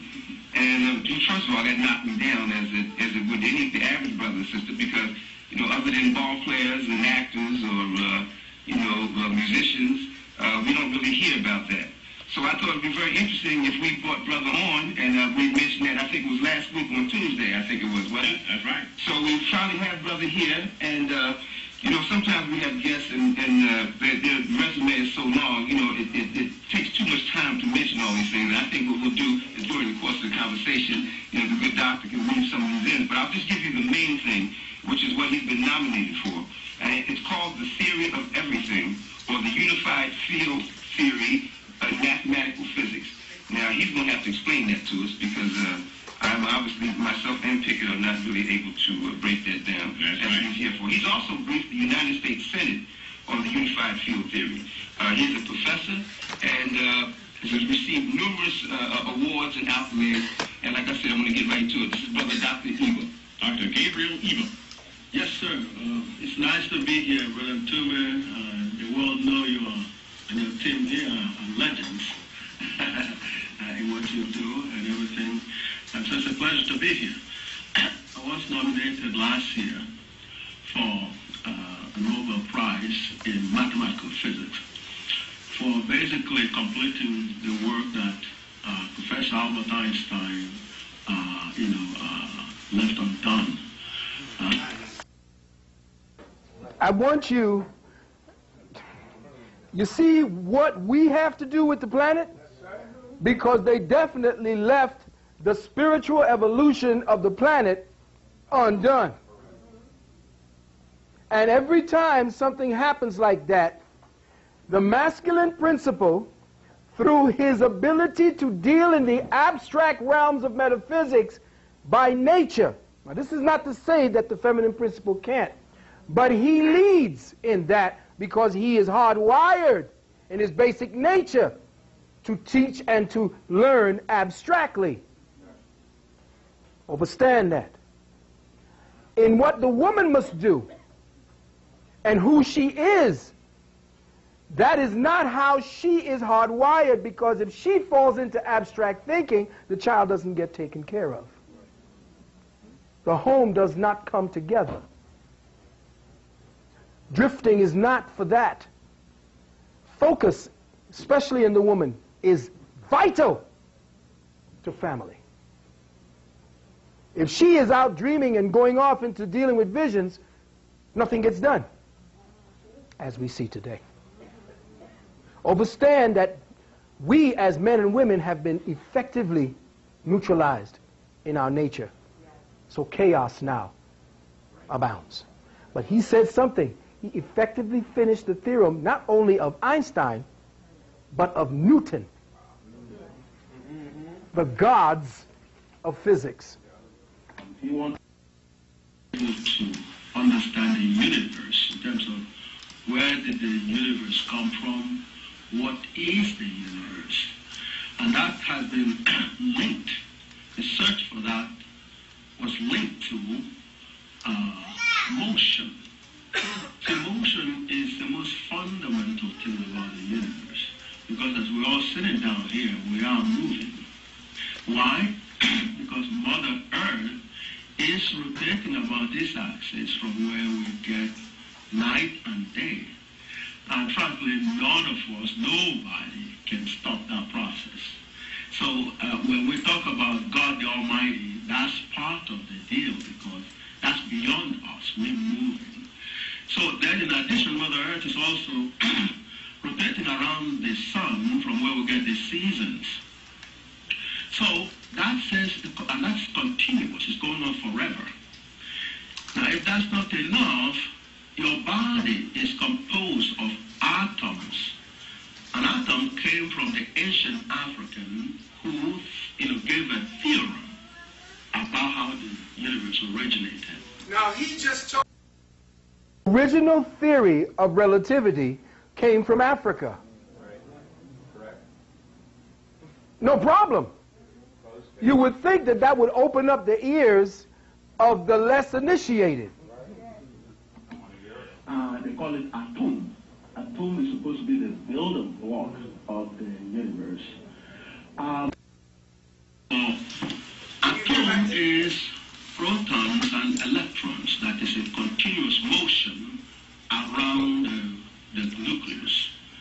So every ounce of your body is made up of this atom. So even if you're not attached to Mother Earth, you are moving. Everybody is a motion kind of machine. The stone, anything that you can see that's matter is moving. So therefore, there's no spot in the universe that's not moving. So when you say a stone is moving, you mean the particles within inside the stone? That's absolutely correct. So it's a solid form that does Absolutely. It has no motion. It has motion within, you're saying? That's absolutely correct. So if you visualize the universe, then it is motion. Now, motion cannot occur without a force. So therefore, the discovery that we're part of, which we did, that made them nominate us for Nobel Prize, actually visualizes the entire universe as a geometric space. Let me ask you this question. Here we go now.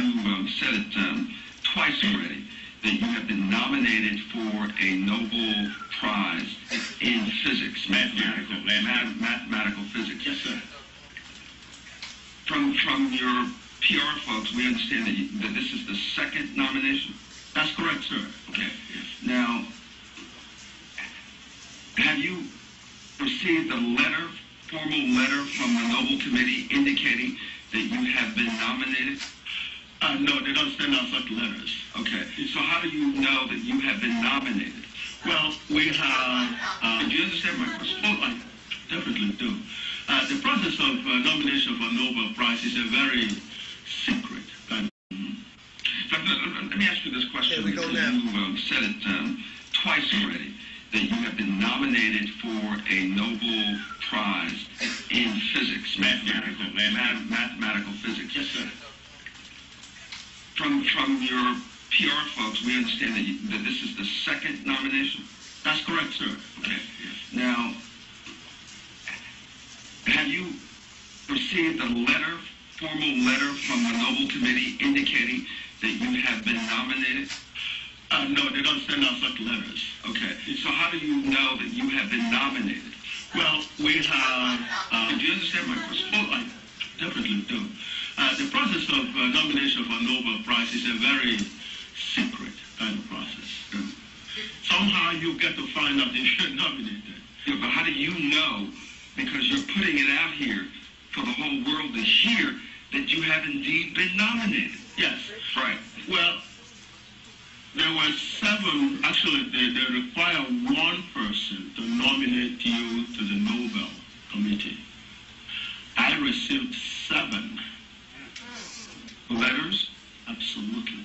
Okay. Including a letter from an aide to Albert Einstein called Professor Edith Lutyens. Okay.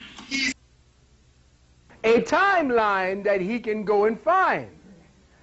You don't know these people, you don't see it, so why keep continuing to contend? If you are contending with what he said, and you want to find out about it, why, during the weeks that you already said that Mtume has been trying to get him on, did you not investigate that particular situation? And this is on the website www.geocities.com. Our crack research team here at the station, when we knew that we were going to have you as a guest, again, this is no knock on your talent, your scholarship at all, but our crack research team has discovered that there is a controversy surrounding you and whether or not you have in fact ever been nominated for a Nobel Prize. Are you aware of this controversy? Yes. Do you understand my question? Yes, I am aware of that controversy, but I have the letter here from the Nobel Committee. No, they not see it. Okay, from the Nobel Committee, do you have a letter or something indicating from them that you have in fact been nominated? What he says was... Wait, you got to understand what I'm saying. He said that there's a secret process. And if people nominate, they can nominate Bob Slade for a Nobel Prize. Let me see. If you told me that, I would have actually gotten the letters are here. It's a good thing. Okay. All right. And appreciate. I'm not questioning your scholarship. But as far as I'm concerned, you're a brilliant person. Now you notice. It's called distraction, and we're going to get into that. We're going to get into the tenets of disinformation and distraction. And what you are watching is an exercise in provocateur 101 to get you off of the fact that he was about to teach us what the content of his brilliance represented. But now we are off in a nebulous. He's eating, what he's doing is he's burning daylight. He is seriously burning the daylight that you would have had over the air. And this is precious because it's like you in and out. But what he was supposed to do was to make sure that the time, the precious time that was there, that you were supposed to, and you remember this, he says, we don't do this. This is something, we're going to do something that's weird and strange. We don't do this shit. So he takes the thing about the Nobel Peace Prize, which is like, yeah, we give a flying fuck. Nobel Prize, yeah, let's talk about what he has been so nominated around the world for everything. I saw his book. It's this thick with letters from embassies, kings, heads of state. Why didn't he talk about that? He got nominated and won something, I forgot the name of what, that was just as close. That's the next stage from the Nobel Peace Prize. He won that. Why didn't he take that one? Because he's a fucking agent provocateur. He's a nigger with a bullwhip up his ass. And I'm saying it here, Judge Pickett. You ain't no fucking judge. How's that? And I will debate you in open forum. And I know you probably ain't going to get it, but it's going to pass on to the ethers anyway. And you're going to meet me one day. You ain't no damn judge, because ain't been a sitting judge in these United States since 1789. You ain't nothing but a push boy. You take the money here and you give it there to your masters. You don't know shit about law. You don't do law. You do statutes, regulations, and codes. So you ain't no judge. You ain't nothing but a magistrate. A fancy fucking bookkeeper. That's all you are.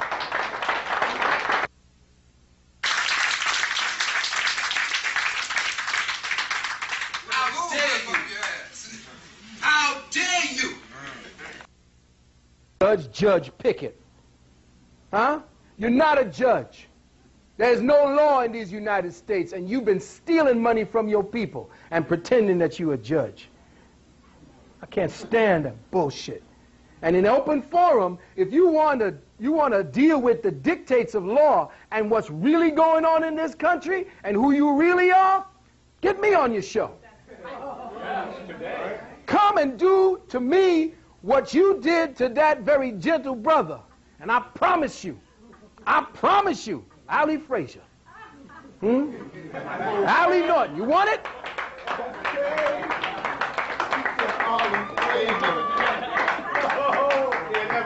I know you never do it because he's a punk. Agent provocateur. Excuse me. Take a breath. Breathe, breathe, breathe. Okay, now this is a letter from somebody from a Noble Committee. It's a letter dated June 1st to the Noble Committee indicating from a George Handelman, indicating that he's nominating you to receive this prize. Absolutely. Correct. Yes, I have more. And so this is based on a letter that someone sent to the Noble Committee. Absolutely. And it doesn't suggest that you have been formally nominated by that committee as a proposed recipient, other than a letter. What are we doing? Okay, what I'm simply, first of all, Understand what I'm saying? I can write a letter to for Bob Slade. See? Speak. That's one of the serious, that's the way the agent provocateur works. He jumps inside of you and he takes away your timing. What he's doing now, he's aggravating him so that it becomes an emotional issue. Are you watching it happen? This is the way an agent provocateur works. Who's that? Well, Mtume didn't jump in fast enough. He should have said, shut the fuck up. They could have bleeped it later. Yo, you got to look at it.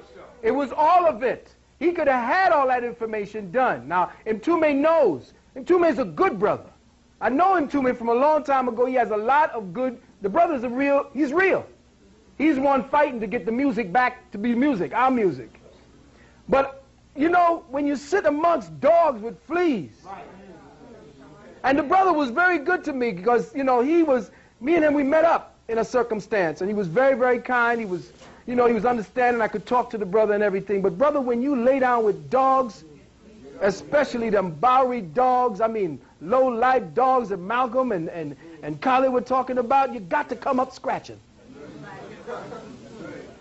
And saying, Bob, for a Nobel Peace Prize. Now, that's not a nomination. Here's what we do, because we did what Brother Pickett is saying. This just came up when we came in. Now, the letters... See how you... This just came up. That was in 2 minutes. I know. No, he didn't. That's right. Because he already said, this was Pickett, that this brother, we've been trying to get you in here. What? What do you mean? Just came up? It didn't just come up. Because this motherfucker sounds like he was taking a case. And he was prosecuting a case. You don't just prosecute something by walking in the courtroom without the facts. So you said you got a crack research team?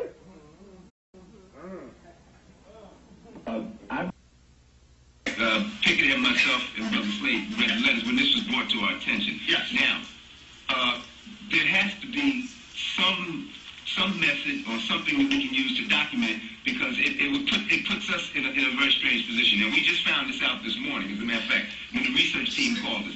And you can appreciate what we're doing. There has to be some kind of way it was confirmed, either by a letter. Yes. You feel what we're saying. Now, you know. Don't know what kind of mind they're fucking with. How do you waste that time with a mind like that sitting in your presence? What the fuck does that got to do? If you don't know what it is, who is this crack research team? We haven't brought them forward. What's their validity? If this crack research team supposedly found something out, who the fuck are they? Good point. Good point. That it was raised, and it's something that had to be dealt with. Yes. Well, what I'm simply telling you is that there is no way that, okay, this is the one actually I wanted you to read. You got to read this in there. But do you get a phone call? No, wait, listen to me. We have all that. I don't want you to, you need to calm down, okay? I'm not He told him to calm the fuck down. No, I would have calmed him down, right? Sleepies, no-nos. You see what I'm talking about? You see, the brother was eloquent. You need to calm the fuck down. Every time I say something, you jump in. Right. You ask the witness to speak, and then you jump the motherfucker before he can say something. If I'm on trial, to talk. See, you got to read this letter first. Because let me say something. I don't have to read the letter. Let me tell you. And again, I'm not questioning your scholarship. You're a brilliant person, math and all that. But for you, him already, because if you're telling him he's a liar at this level, he's a liar at the other level. You're not questioning my scholarship. I know why you don't question his scholarship, you punk motherfucker, because you're nowhere near his scholarship. And you wouldn't be able to keep a conversation with him. Low life. That's why we ain't moved forward yet. Because it's niggas like that, buck dancing, Chicken George motherfuckers that's in there. So, I mean, just completely disrupting our ability to move forward as a collective people. That's right. You understand? So now you have to look at the same way that we are deconstructing this conversation here is the way you must deconstruct every goddamn commercial that comes over your TV. Every movie that you see. Every sitcom that you're looking at. You're not supposed to look at it for entertainment. You're supposed to be deconstructing where they are taking the mass ass. You understand? Look at where they are taking you. 1, 2, 3. It's synchronicity, people. Open up. Everything that they're doing, every music, every note, everything they're doing, you got to know it ain't real. It's the matrix. Not even that. It's the construct. Pardon me, sisters. It is the construct. So, I don't need to hear this motherfucker because he's pissing me off. All right? And I got to breathe. I got something I got to offer to you. You understand? Because he's taking my breath. You understand? He's pissing me the fuck off. One part where he says if the white man is not, if the white man doesn't have it on the news, you ain't doing nothing. I want to hear that then. That's what he as a Nobel Prize nominee belies the fact and the truth of that matter. That's all I'm saying. No. Don't go around saying that you're a Nobel Prize nominee when you're not. Whoa. Now, we have a scholar in here, Dr. Rosalind Jeffries. Let's hear it for Dr. Rosalind Jeffries.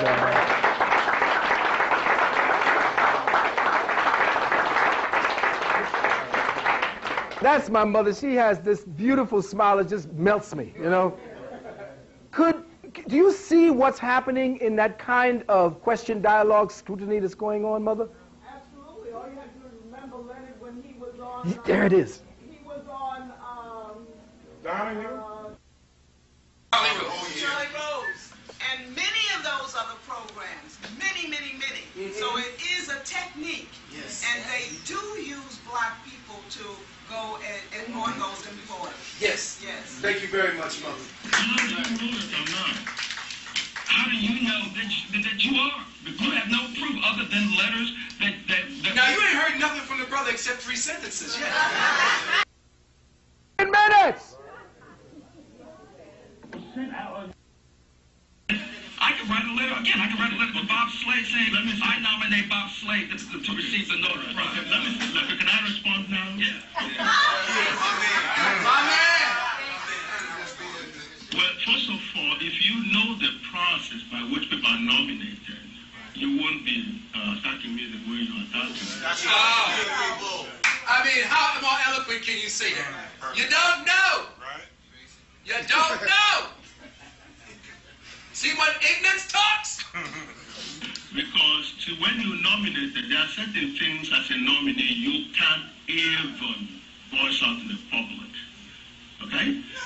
This is a very secretive kind of process in terms of the nomination process. And the controversy that you're talking about comes from a guy called Scott Williams that has absolutely no knowledge about the process. That's number one. Oh, he named the source of the bullshit! Let's give it up for Dr. Oyevo! He's quite prepared for the bullshit. I have secret document here that I will not allow you to read in the air that will tell you precisely what to do. Well, let me read you something from the Nobel Prize website. I'm going to read you something. Maybe you need to be aware of this. Yes. This is what it says. I am. It says, nominations are confidential. According to the statutes of the Nobel Foundation, information about the nominations is not to be disclosed. Oh, that's bullshit, because on the news, I hear when every time some white boy is nominated for the Nobel Peace Prize, I hear about it. I know about it. And he's about to tell you that. Publicly or privately for a period of 50 years. The restriction not only concerns the nominee and nominators, but also the investigations and opinions of the awarding of a prize. Now, remember, he is doing this as a judge. You see the prosecutorial tones? He is prosecuting a liar. He has perjured himself. This is the game he's pushing. Meanwhile, we 10 minutes into the show where we could have been hearing about the brother's mathematical theorem.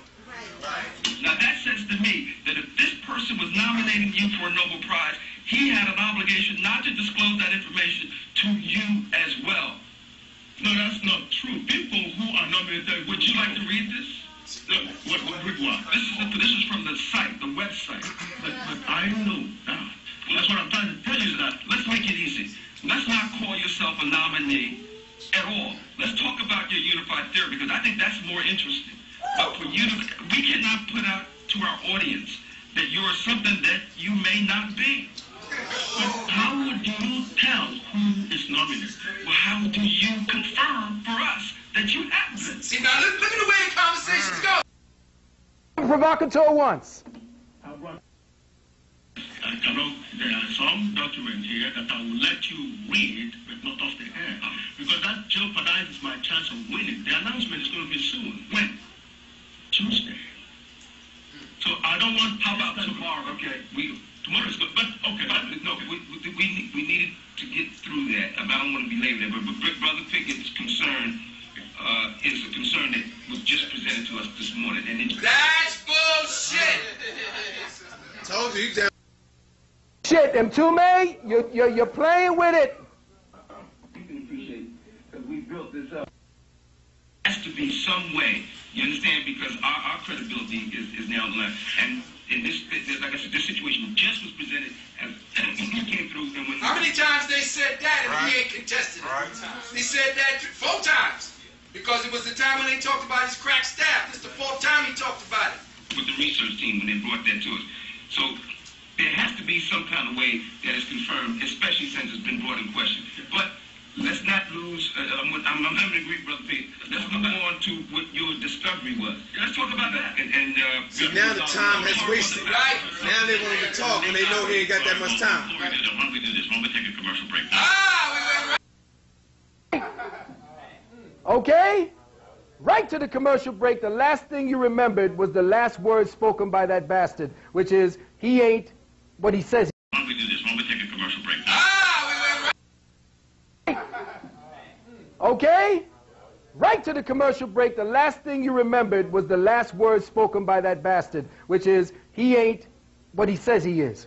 Therefore, if you're lying now, what the agent provocateur has done is to make in the mind, put into the minds of the audience, that he can't be trusted on a point that is so important to Judge Pickett.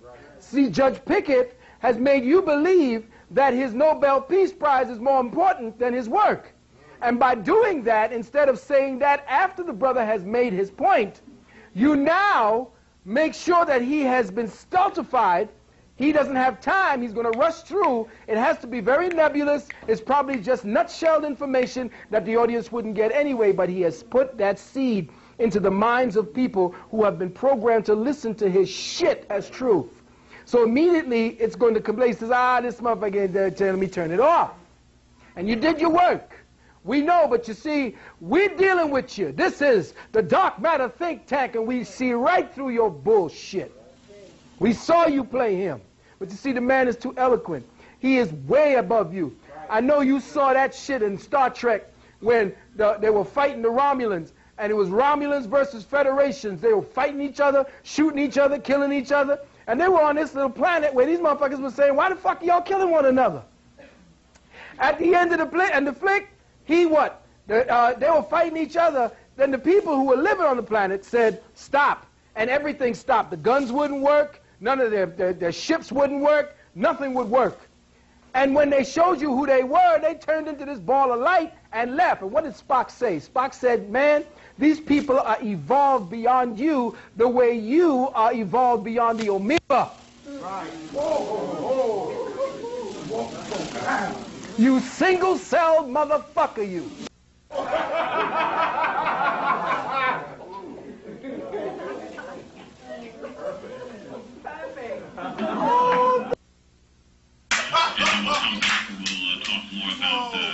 His theories, Dr. Evo's theories. We'll come right back. You're listening to the Open Line right here, right? I'm tired of this moment.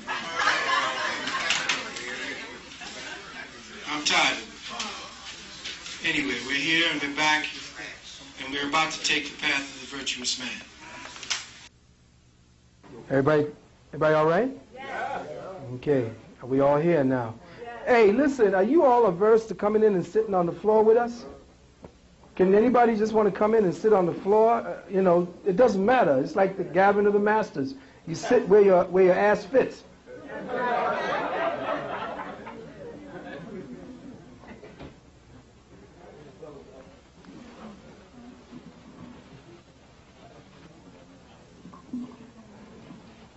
Okay, is everybody made it? Everybody comfortable? Okay. Okay. Give thanks. We're staying. Oh, bless you. So am I. Okay. I'm going to breathe, and I'm going to take it easy for a minute, because the place I want to be when we're speaking about this is a place that will reflect the seriousness of the lecture itself and what I've been trying to convey, or what I will try to convey in the form of the lesson that we are going to speak about. Again, the title, and I know we spent about an hour and some change on everything that we're speaking of, and of course we have to bring everything up to date because things are spiraling so quickly that we have to definitely bring things into perspective before we can actually investigate as a think tank. But first I'd like to say that in all of the world, I may very well be the least qualified to explain to you what a virtuous man is. In fact, I am still on my test quest, that is my testosterone quest, on the path of discovery for first-hand experience into the realm of manhood. I say this because as a man, manhood is based on the sum total of my perception and experiences and the choices I have made to shape them into who I am. One thing I have discovered, and I'd like the brothers to kind of empathize with me on these things, because I think that you all will probably be able to feel me on some of the things that we as males share in this society, and especially for my son as well, because if nothing else, I would like to leave this as a testament to him and the children that he will have. And I always want to make sure that anything that I leave ready for the 7th generation, like our ancient ancestors and our brothers, the Turtle Island brothers, speak about. Whenever we think about large decisions, we think 7 generations into the future. And this is why I am doing this now. I'm going to be doing my last lectures are going to be based in teaching the men how to gain perspective of where they are in the war. And as our sisters are essentially part of this war as well, we will speak to you and to your needs. And hopefully the two, excuse me, I'm trying to get comfortable because, as you know, when you tie your head back, it's like, ooh. So, you know, I would like the brothers to become, you know, as concentrated as possible, because that's what we need to be able to do now. And sisters, I wish to invoke your empathy in this journey, because above all things, to fight to be a man in this war is twice the battle than we could ever imagine it is. And we're not making excuses. We just know that, you know, we've been fucking up. But we know that there is an instigator that keeps us apart, that keeps us at each other, that keeps us arguing over little bullshit. So with this, I offer this to you all in the light that it may act as some kind of, you know, pass card, you know, swipe, take it, do what you can with it. One thing I have discovered is that during the early years of my life, around the late 20s, 30s, more times than not, I was wrong, actually wrong and flawed, if these are the right words, in my perception of things that I could swear I thought I understood, particularly women. Which is why maybe I tend to be so fastidious, passionate, and focused in the way that I approach the subjects that I teach, because I think I have developed such a distaste for being incorrect. I learned quickly that being wrong, as an indigenous man of color, could incur a wide range of potentially bad consequences, particularly on my family and my loved ones. With the help of my mother, I later figured out that this was the result of my father instilling in me, sometimes painfully, that men, real men, cannot afford to make mistakes. That as a man is the bringer of life and death, his mistakes fluctuate between these two closely related extremes. I later heard the same words, or words to this effect, while watching the movie The Godfather, when Don Corleone tells his son Michael in the garden virtually the same thing. He said, women can make mistakes. It's all right. But as a man, you can't. Too much hangs on it as the leader of the family. And that's where I'm talking to you all from. You understand? There's no such thing as a single-parent family. That's bullshit. That is a survival unit of the war. Sometimes I think that my drive for impeccability in everything I did and studied prevented me from paying attention to those mistakes and the lessons that I could have learned, that I could have taught myself with. But I have arrived at a place to this point in my journey through the isness where I believe that I have caught up with myself somewhat. Some people listening to me might call me anal, maybe even Felix Unger anal. But I believe that a man, according to the teachings of Don Juan, and I went through such teachings while I was in Trinidad, must strive for the one thing that invariably distinguishes him from the other gender. A man must strive for impeccability. He must be impeccable in character, impeccable in virtue, impeccable in his honesty, impeccable in his relationships, impeccable in thought, word, and deed. Now, when I say that a man should strive for impeccability, I do not mean He must be impeccable in character, impeccable in virtue, impeccable in his honesty, impeccable in his relationships, impeccable in thought, word, and deed. Now, when I say that a man should strive for impeccability, I do not mean to imply obsession.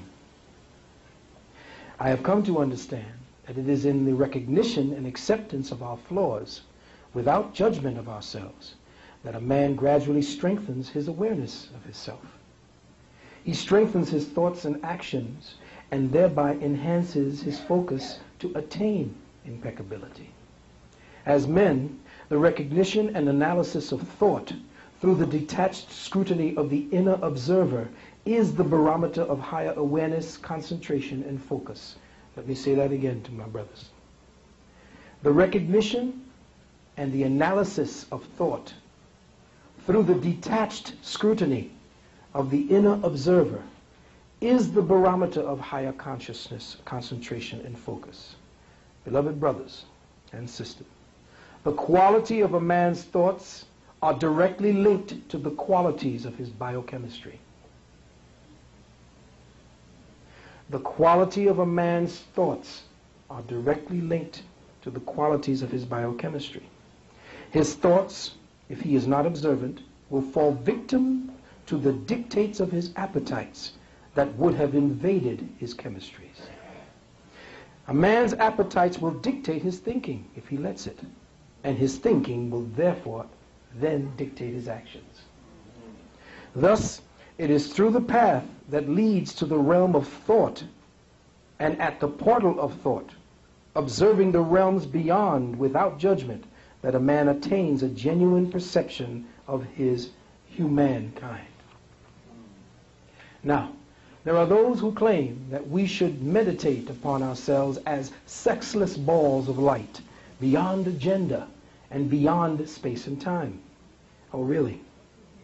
Then what is the point of taking a body in the first place? Thank you.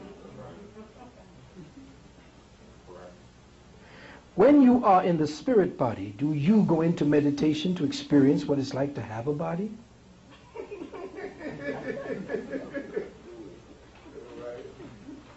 No, life and living in your body is the meditation. If you possess a masculine body, that was your choice of experience, your vehicle of perception in the realms of polarity. Your meditation is predicated by the design of the vehicle that you journey through nature with. In your quest for stillness or meditation, you are attempting to use the molecular agreement of the male principle to inculcate the universal spiritual intent through that still point to give you the maximum experience you could have as a body vehicle in life. This is the answers, and this is how you answer the questions such as A, what does the chemistry of polarity known as man supposed to do with his containment? B, what is the primary mandate for the chemical biochip known as testosterone? The reasons for such questions at this point is because in part 2 of our evening together, I wish we had a fireplace or something and I'd be saying it to you by the fire. The reasons for such questions at this point is because in part 2 of our evening together, you will see that today there are no clear markers or socio-cultural parameters to define a man, except that he is an instigator of violence, abuse, mayhem, brutality, ineptitude, selfishness, irresponsibility, lies, and above all, he can't be trusted. Today, a man is being defined and categorized through the estrogenic social lens of the feminist eye. Let me say that again. Today, the man is being defined and categorized through the estrogenic social lens, and that is a perverted estrogenic lens of the feminist eye. Any attempts he makes to reclaim his own persona, any attempts he makes to recapture his own natural giving self-identity, his own nature-given self-identity, is met with vicious retaliation from the feminists who man-jacked it from him since he was a boy. Now, she acts like him and is considered assertive, strong, intelligent, self-assured, a go-getter, independent, confident, all once considered the province of a strong and healthy man.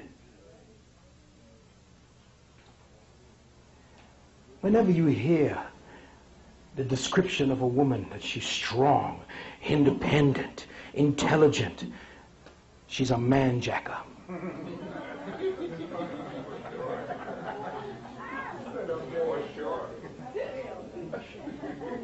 Now I know the feminists hate the shit out of me because that's the man in them hating me. You see, you don't understand metaphysics, so you don't understand your predicament. Look at relationships today, and I told you about it in The Wounded Womb. If you got an assertive, strong, independent woman, you got a weak man following her. It's automatic. Her man is going to look for a woman in him.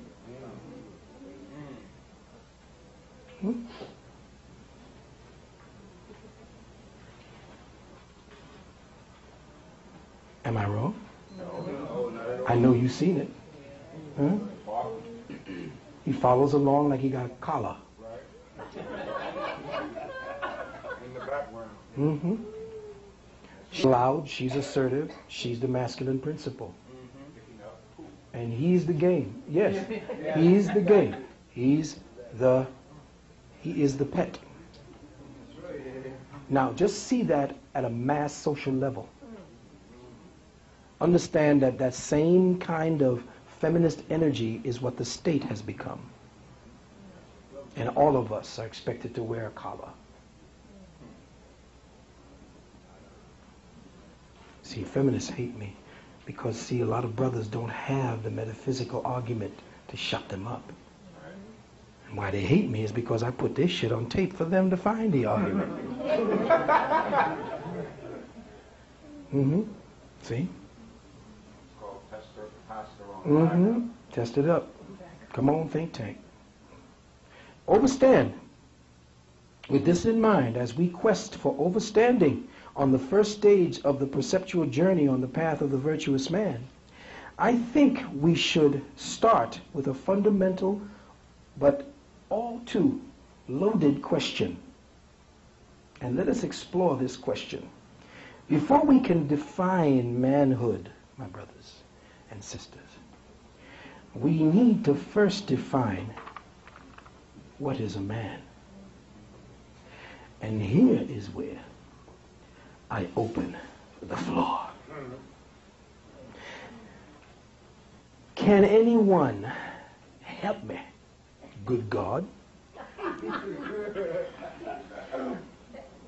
With what the definition of a man is, and I'm going to show you exactly where the social construct has taken your mind and your perception. Is anyone first one? Oh, wait a minute. We're amongst the family now. We're in the dark matter think tank. And we are here to explore a question that ain't nobody ever asked. They never asked me. I didn't hear nobody, male or female, ask me, what is a man? Here we are trying to be men. Women kept saying, be a man, goddammit!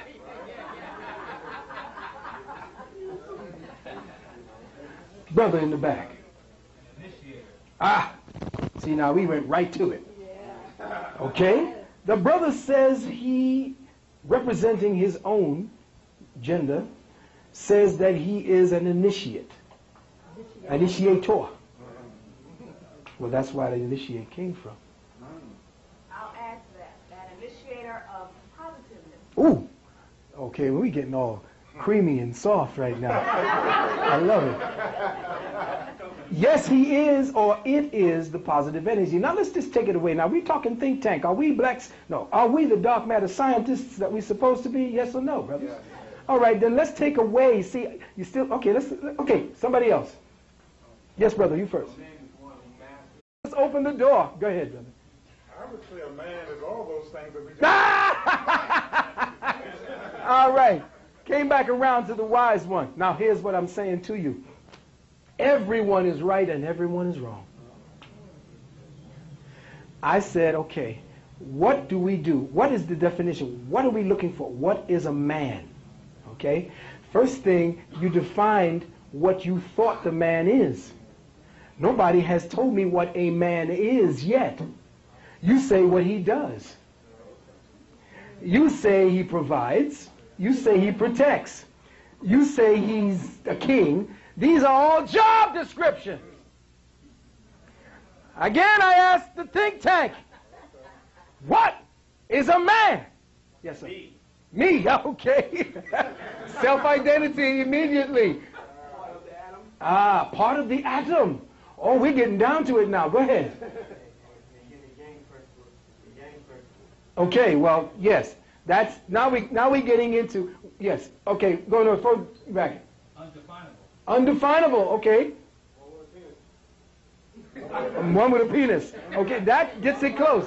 But you see, that's good because that doesn't deal with function. I like that. That says it right there. We're getting to this core. A Y chromosome. A Y chromosome. Come on. Strength. Interesting. Yes. That would be one of the Tai Chi yin dynamics. Strength versus weakness. Very good. Opposite woman. So he is an opposite. Okay, so now you see how you got away? Did you see where we went from? You see what the social mindset did to you when I asked you what a man was? What was the first thing that happened? You started giving him a job description. This is why you fail. See, I'm being Yoda now. This is why you fail. Because my sister and my brother, you have just given the feminist view. A woman looks at you as a function in her life. And you have been relegated to a job description. You will never come together with your man because in your own right you have been trained that he owes you something. And if he isn't doing his job, he can be replaced.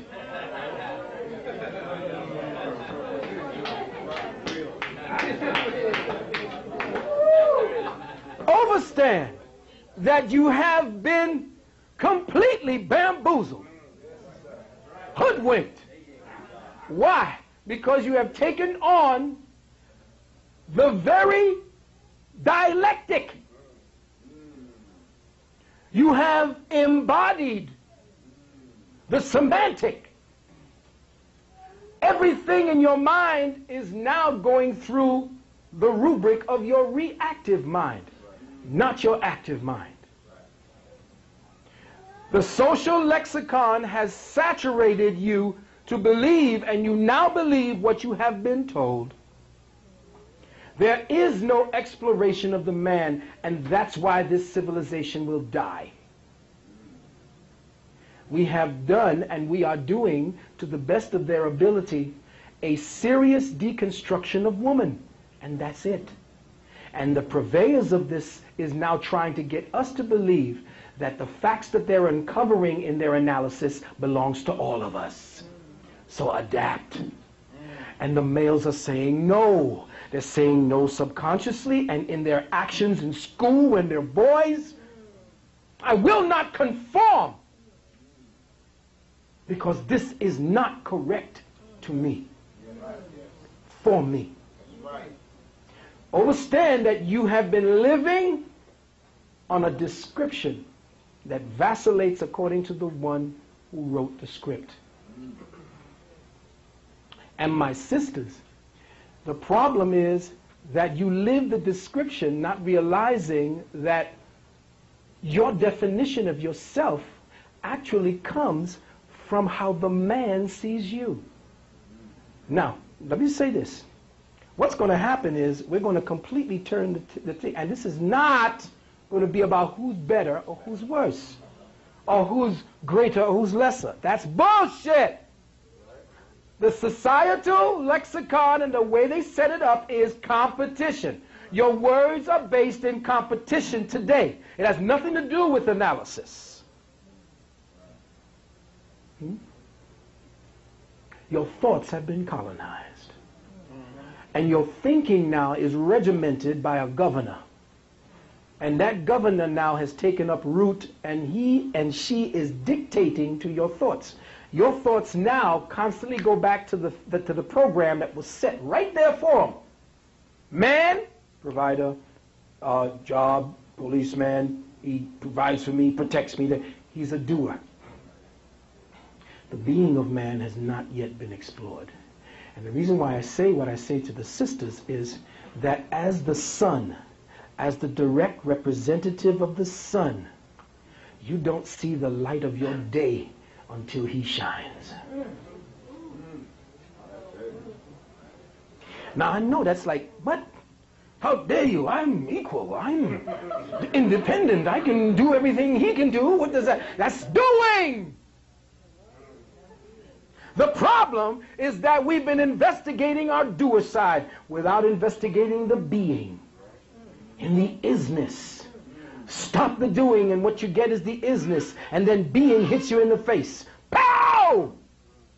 Your man is the sun and you reflect the moon. You are the moon. You don't shine by yourself. You can't be independent. Ain't no planet Earth independent from the sun. The universe itself is polygamist and patriarchal. The sun don't go around the earth. And that's what they've been forcing the sun to do. Circumnavigate the earth. That's what feminism has done to the man. He doesn't even know who he is anymore. He's the prodigal son because he hasn't found his father energy yet. And that is his own understanding and intellect. His own knowledge of self. Not what he does, but who and what he is. And now, I ask the question again. What is a man? Do you understand what we just did? No, don't be so quick to put your hands up. See, that's what I'm saying to you. The reactive mind has us bogged down in all the isms, schisms. All the bullshit they want you to believe I am. I'm not that.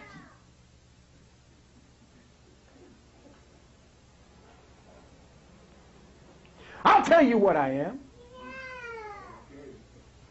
When I do what I am, I build pyramids the size of Giza.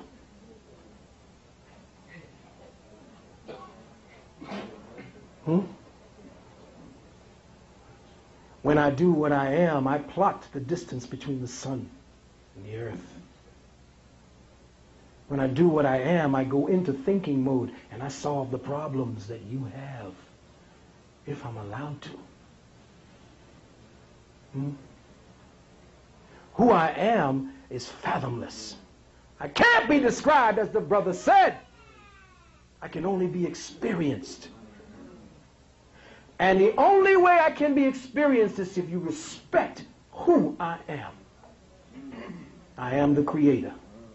You are the creatrix, which means that you hold the seed of what I initiate. You are not a creator. This is what that when God was a woman bullshit came out to be. That's right, open eyes. It does not work like that. That is feminist diatribe to take you off of your center.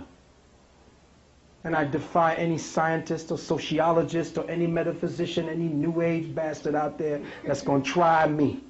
I want you to try me. Okay. That's what's up.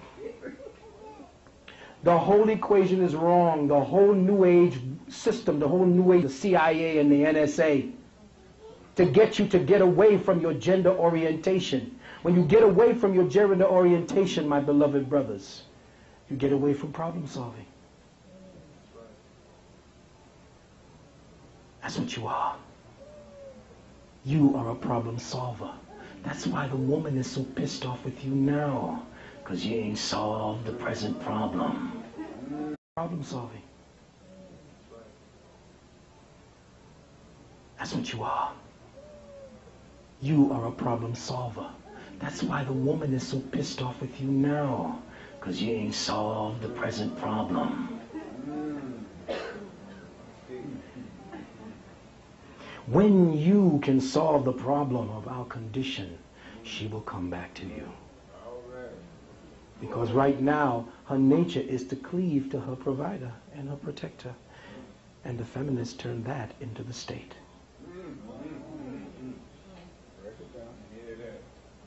So, my beloved brothers and sisters, as I speak to you today into this incredibly charged cocoon, where after you leave here, you are going to spread your wings as that butterfly, I ask once more of the masters gathered here in the Dark Matter think tank, what is a man?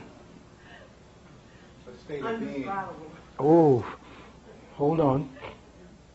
He summed it, but that's all right. The sum is fine. We can play with the surfaces of it. See, that's what we've been doing. We've just been playing with surfaces. We've been dealing with onness, not inness. The state teaches superficiality. Your church teaches superficiality. You do not know God. You don't even know who the fuck Jesus is. So how are you going to know who you are? Why do they keep telling you God is there? Agent provocateurs distracting you. God is here. There is no church greater than the human body. There is no Bible greater than the human word spoken organically into the ear of another human being. What is a man? Spirit in human form, holographic fragment of the divine source of all that is. I am. Yes, here he comes. Now we just scratched the surface. We just dug a little bit deeper into it. Thank you, Elder. Thank you, Elder. Now we're beginning to scratch deeper into the surface of what a man is, because you see, once you know that, you know who everything is. I didn't say what. You know who everything is. Yes, brother. Too much of the direction you're going in, the man is the controller. And maybe because of things out of order, the fact that he's not controlling. Okay, well, I didn't think about putting a direction to this conversation, but maybe you did. Is that what you want to do?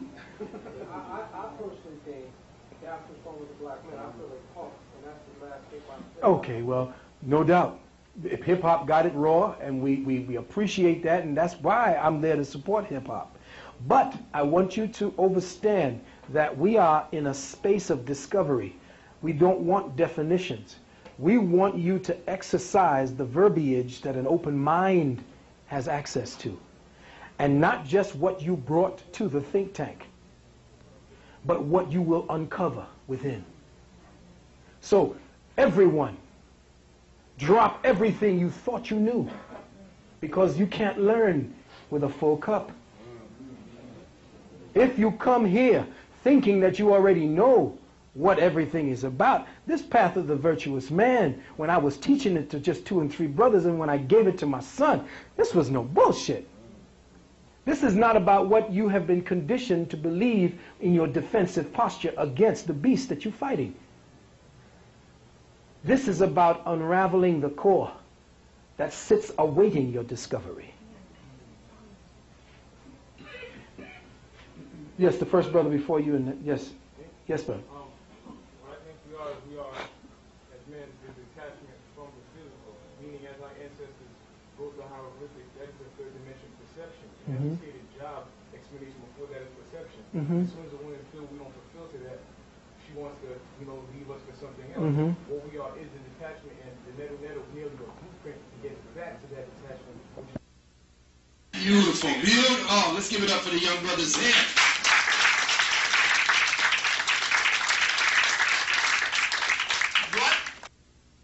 In the 5 minutes before the break, we're saying, and what the brother was saying, is that the basic tendency of most males, of what males are, what the male energy is, to detach himself. The need for the female to invoke emotion in him at this time is her need to find what it is that she has in herself, because she needs to have his light in order to have her reflect what's within her.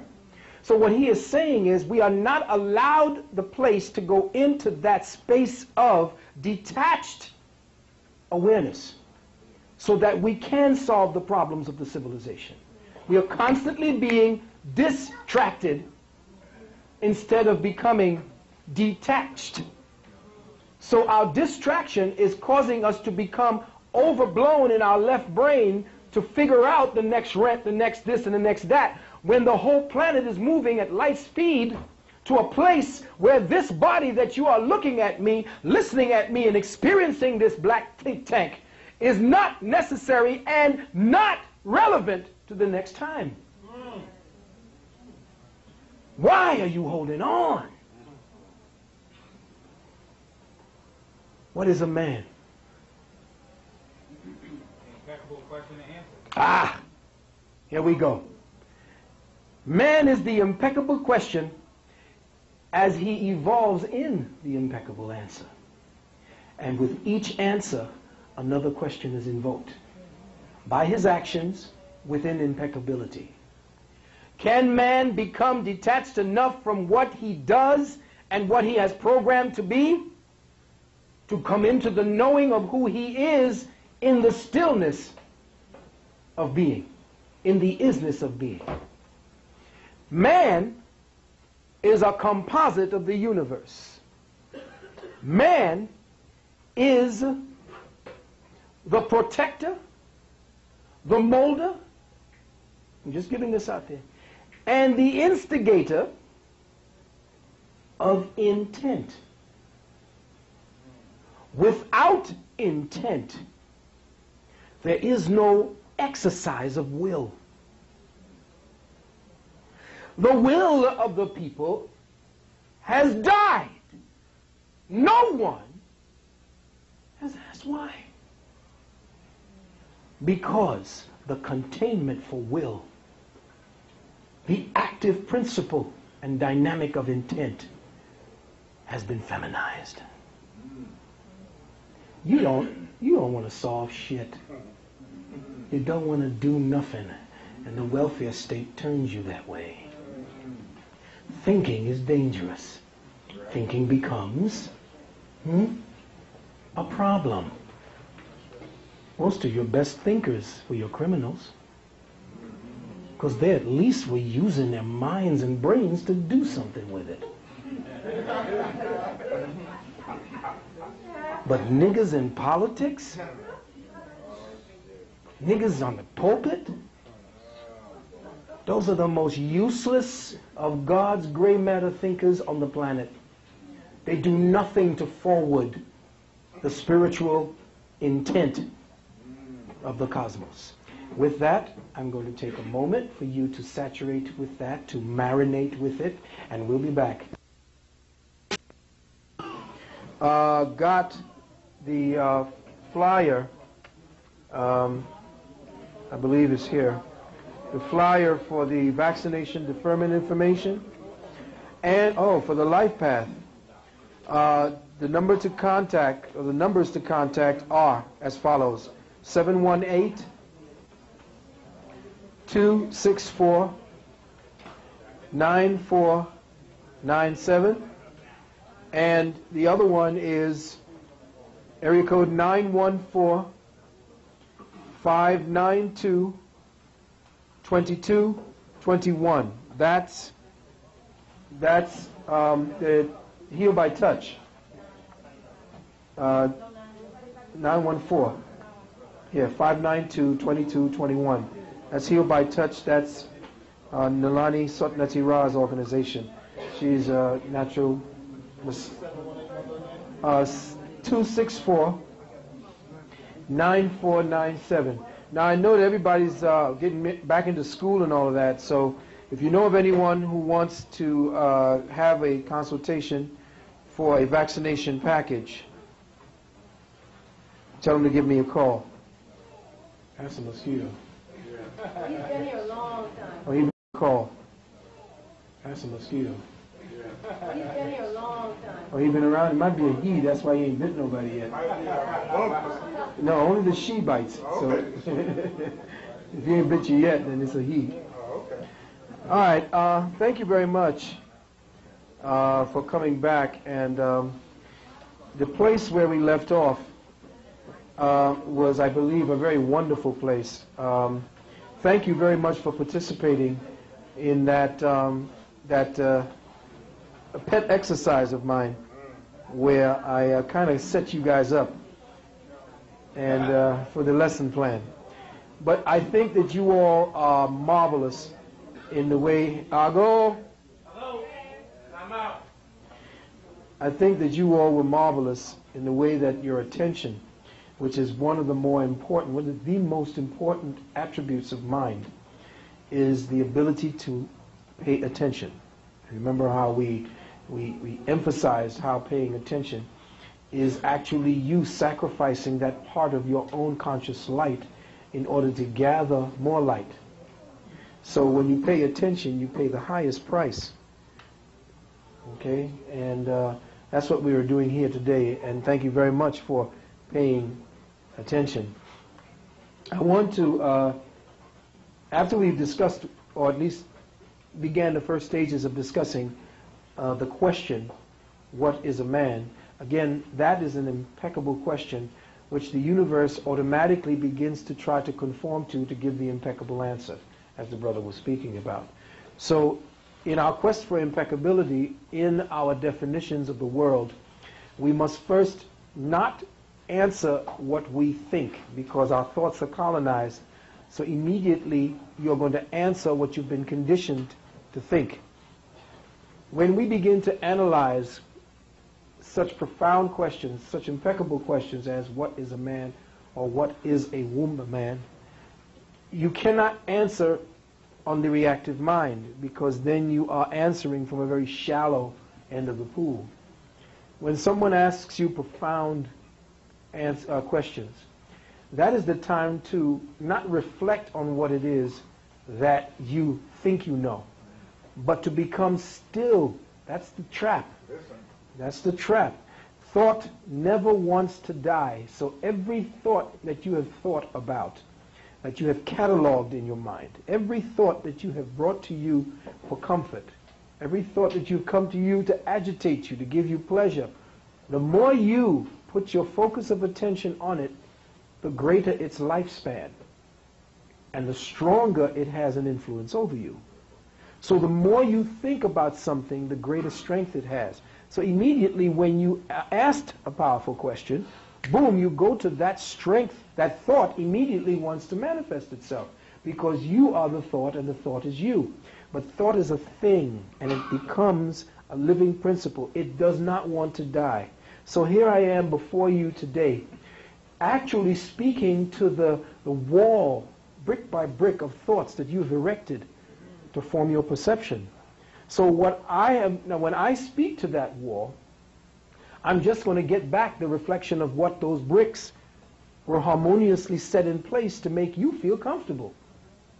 So when I speak to that, I'm speaking to something that is comfortable, it's sure, it's stabilizing for you.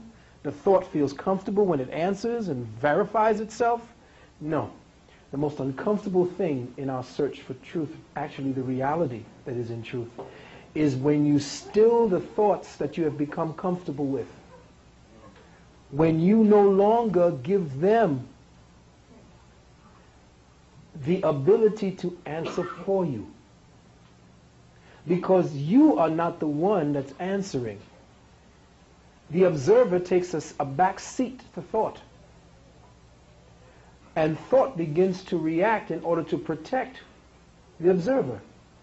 Because the observer has built a catalog of thoughts that no, don't cross against the light, eat this, or don't eat this, or you get... So all these factoids are in there, and the observer is hiding behind all these things that they navigate the world with. But the most dangerous thing for thought is when the observer no longer depends on it. Because it is in the catalog of thoughts that the beasthood and those entities who deal with the synthetic synchronicity, they use the thoughts to orchestrate your world. So when you stop thinking, which is like, oh my God, that's like, you're kidding. No, I'm not. The thought process is the first thing that must be sacrificed if you are to go beyond the thresholds that thought has created to keep you in lockdown. So when I say to you, what is a man? I just immediately got all the walls throwing the bricks of what they knew at me. This, that, this, that, this, that. That's because the conditioning is there. And this is what you're going through. You're going through a decompression, a deprogramming at this point. So that question still lingers because it's an answer that unfolds. It's not something that you get and grasp immediately. It is to provoke you beyond your thinking. It is to show you what thoughts can do to trap you. That's why I asked that question. There is an answer, but the answer unfolds. It doesn't present itself. It evolves as you do. The man is an indefinable reality in which there strides an unknowable being. You see. And it is that unknowable being in the self-definition, in the journey of that, that's what we want to explore. The doer, you can always find him. The thinker, you can access him. But the knower, once you come to the understanding of the knower, then the doer and the thinker are no longer slaves to whoever it is that decodes what locks them down. And that's what's been happening with men. Men have been estranged from the knower being within them. We don't know who we are. We act upon what we've been conditioned to believe. We have remnants of the Piscean age lodged within us, like a thorn. And you know that by the Piscean age, the mandate is, I believe. We are in the so-called Aquarian age, which is the age of Hapi. And what is the mandate for that? I know. So if the mandate for the Aquarian time is I know, then it is the knower. Not what you think you know. Break it down. Check? Check. So we must now harness the thinker. We must grab the thinker by the throat and shut it up. We must get into knowing mode. And that comes from stillness. But first, I cannot actually take you on the journey to that place as men until we have gone through a catharsis. Your present activity is based upon an inebriation of your intellect. You no longer use intellect to search for intelligence. Your intellect, being colonized, has been used to become the bucket or the cesspool or the drainage area for facts that masquerade as intelligence. You got assholes in schools that are up there with PhD and all those things behind their names who don't know shit from Shinola. Have no, not one, like your boy Pickett, does not have one iota of intuitive, cosmically sponsored intelligence. Or he would not have done what he did. These are the people that we now have created as our threshold. We created these idiots. So now, with the crippling of our consciousness as an entity, we see the generational decline and depreciation of our cosmic wellness. We are not people yet fully apprised of the... So now, with the crippling of our consciousness as an entity, we see the generational decline and depreciation of our cosmic wellness.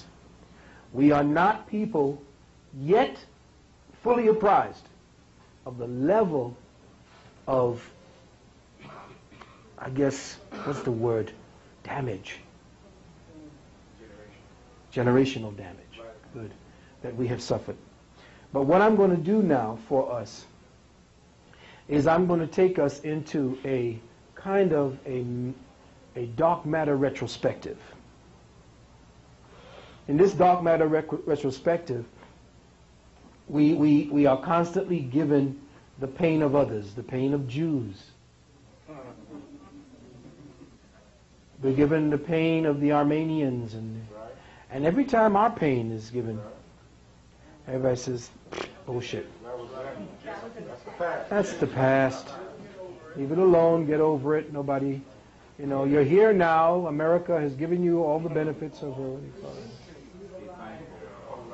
Which is why we will never get reparations to match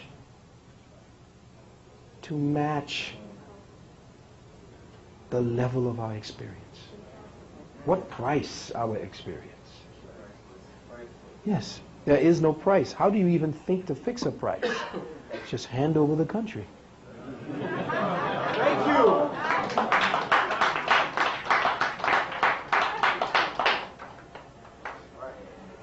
We have to become more aware of the fact that the institutions that we are asking for reparations from are bankrupt.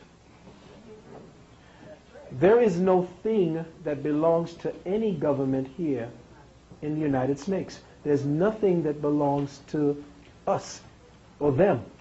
It belongs to us.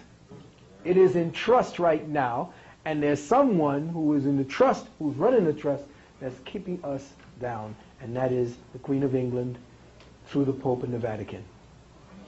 This whole thing that we're looking at cannot be given reparations. You can't get reparations calling yourself an African American. You want to know why? Nothing like that exists. And what you have done, listen carefully, brothers and sisters, and to all the people in the reparation movement. If you call yourself an African American, you are calling yourself an immigrant. Let me say that again. When you call yourself an African American, you call yourself an immigrant of immigrant sources. Therefore, you weren't born here. You are actually defined by the first word in the phrase, making you an immigrant. You take on immigrant status when you call yourself African American, which was fine because, again, a people searching for self-identity begins to experiment with different words and names until they find the right one. Well, you are indigenous, not only to this land, but to the planet. Anywhere you take your shoes off and walk on our Mother Earth is yours. Everyone else are perpetrators. Everyone else are aliens. Everyone else are sovereigns. You are not a sovereign. You can never be a sovereign. You can deal with sovereign status as a name that is given to you so that you may travel freely, but you are not sovereign. If you're sovereign, that is a privilege. You don't deal with privileges. Your people deals with natural law, natural rights. So all your words that you use to identify yourself, just the way you identify what you thought was a man, by the definition of man, are things that these COINTELPRO bastards throw in the mix for you to pick up because they train the Negroes through the boule to give you what you need to talk amongst yourselves with. Calling yourself black, Negro, African American, Native American. You are indigenous. Period. I am native born to the planet and to this place. I have been in America long before you were walking upright.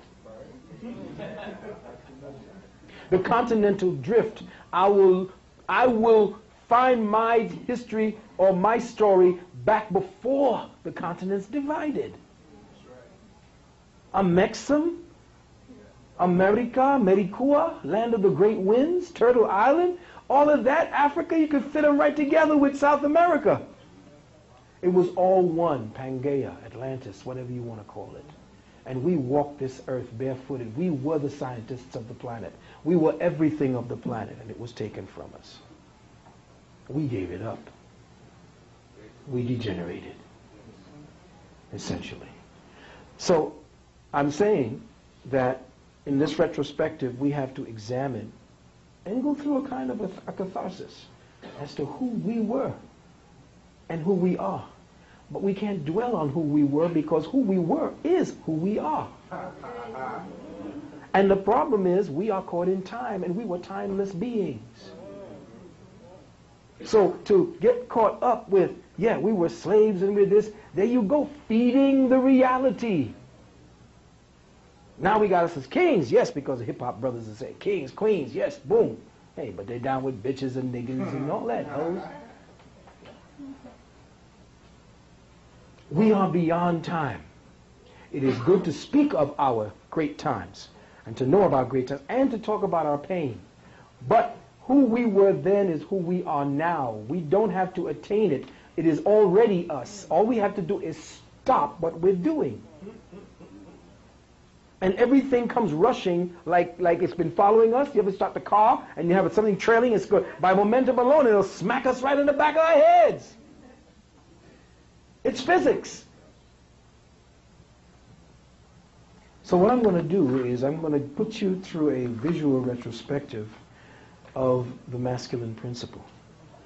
And this visual retrospective is to kind of offset, not meaning any derogatory things to sisters, but to offset what has been happening to the melanated dark matter male, the other half of your equation, as the feminine yin principle. And I want you to understand that what is overt now has become covert. And the same pictures that you see in your mind happening to the body, know that it is happening to his mind. Every day, subtly, subconsciously, subliminally, this very same thing is happening to your brothers around the world. I want you to understand, can you have the lights out, please, for a minute there? Right above? Yes.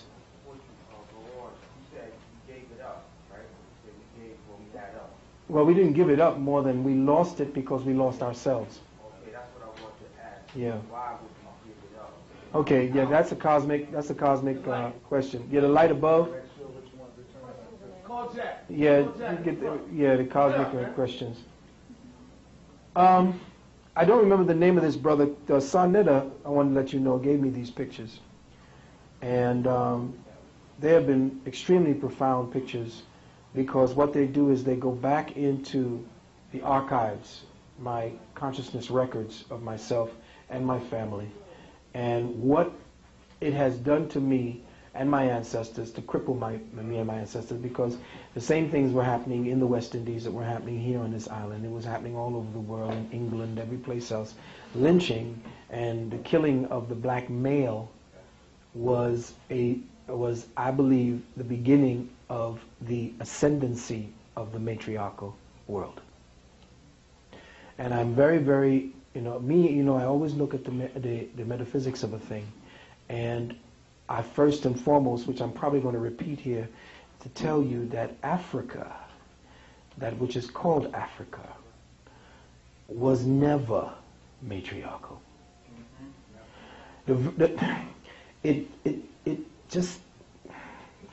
It just blows my mind for anyone to believe that while living in the matriarchal society that we're living in under feminism, that Africa somehow reflected this.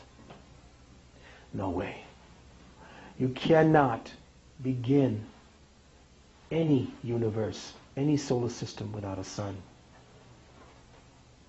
You cannot begin life without the masculine principle. So all civilizations begin with the masculine paternal system. To surrender that, to say that we started as a matriarchal mother principle because they are reading the end part of our fall as a civilization, right. What we became when we converted to matriarchism. At the very time we were destroyed. Is that a clue? That's right. That's right. What history are we reading today about Africa except what we were, and at the time, what happened when we fell? Are we examining what kind of people or what race of people and under what system they followed that conquered us? We have not yet taken the electromagnetic yin-yang, male-female dynamics of how the whole universe works, because a lot of our brothers have been feminized. Even the most intelligent ones that are out there speaking of chem and all of that, they have become feminized in their thinking.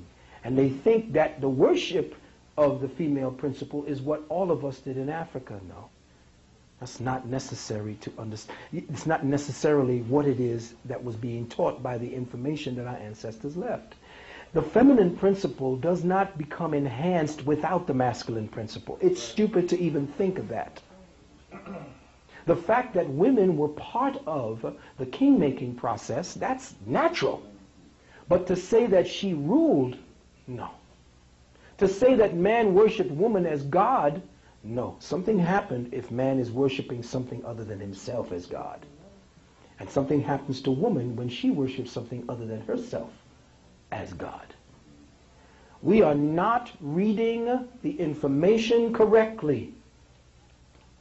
Africa could not have stood for the years that I know metaphysically it stood, some 150,000 years, without the masculine principle being the guide and the foundation for the feminine principle to grow and flourish.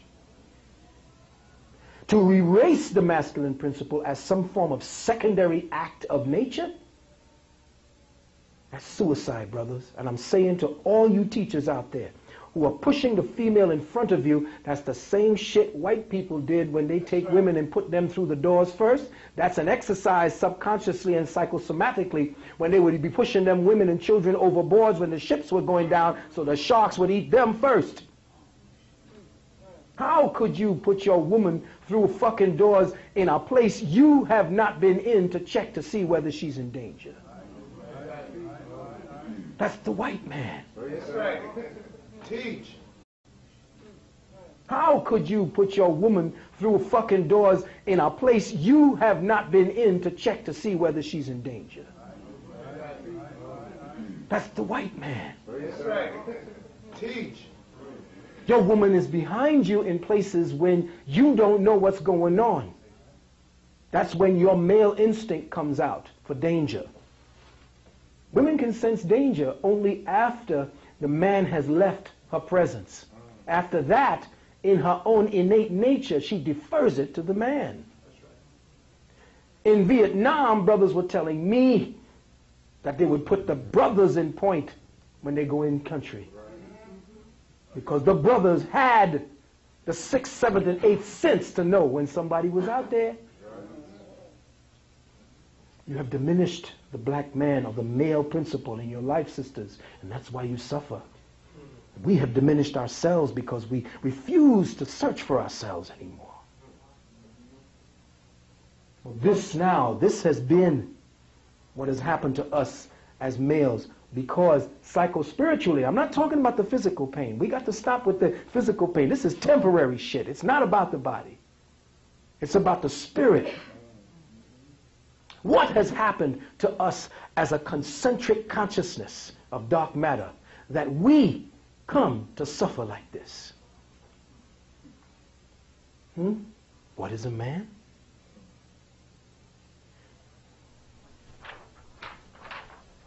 This same man was paraded. They said he stood like a king.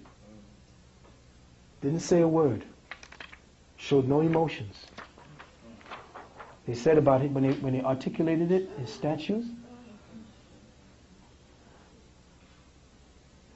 This, especially for our sisters, I want to imprint upon your psyche what it is that men are suffering psychospiritually today.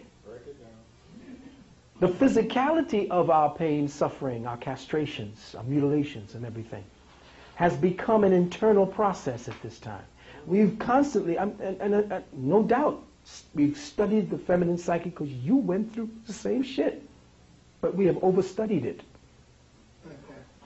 Reason why now we are not moving forward is because we have not studied the man. It is he that's going to take us out of this shit. And if we do not raise warriors, the next generation will be slaves again. So unless your man rises, you continue to fall, sister. Remember, I am showing you this as archetypal imprints for you to overstand and convert in your mind that there is a psycho-spiritual war, and his soul and his spirit is just as damaged. You too, brothers, overstand that.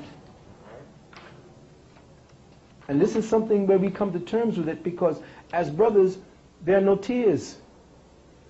We can't. Our manhood was never for tears, because as Africans, we never cried. There's no need to. What tears? If we did cry, it was at a time when, boom, okay, the passing of a loved one, a great king or a great queen, boom, and it was over because we knew the ancestors had them. But this constant suffering and tears and crying, that's pathological. Babies not supposed to cry. They argue, but you're supposed to be a mother with the instincts to precognitively know what the next thing the child is going to do. That's your feminine instinct. That is why you're so good with languages, they say. Because you're supposed to decode what a baby can't say. You know cues, your social cues, your skills. It's supposed to know exactly what I'm feeling when I give a facial. The woman knows because she is wired to overstand actions and facial cues, which is in her nature she's supposed to now help to ameliorate. The men deal with words. That's why we read. We deal with words because we were constantly articulating and trying to decipher the universe. We couldn't do it because you weren't wired that way, and you were raising the next generation to go further than the one sitting there calculating the universe. That is why, and I tell this, those people who wrote about the mother principle being all that we worship, you have to understand that as above, so below. Check? When a baby is born, who is God to that baby? The mother. Understand what I'm saying? God is mother. Check? That nipple is contact with the universe. It's like right there at the central sun. You carry two aspects of the sun right here because it's the font of not only love. You don't have a breast down by here or on your back. It's right over your heart. To transmit not only milk, but the energy that created the milk. So when I'm articulating and breaking down the universe so I can make it a more paradisal place for you, you are filling in the spots that I may not even be paying attention to. But don't fault me because I don't pay attention. I'm paying attention to something greater. You're supposed to pay attention to the little things. You're supposed to bring me back by things that you do and place in front of me to notice, to see you, beautiful as you are. Oh, wow. Hey. You know, those things are very important. The aesthetics of relationship, which is something we can talk about later on down the line. But again, we are speaking about how it is that the imprint of who we are has not yet, as men, been given to the wider melanated community as a man. When we as men automatically talk about us, we include women. So we always say us.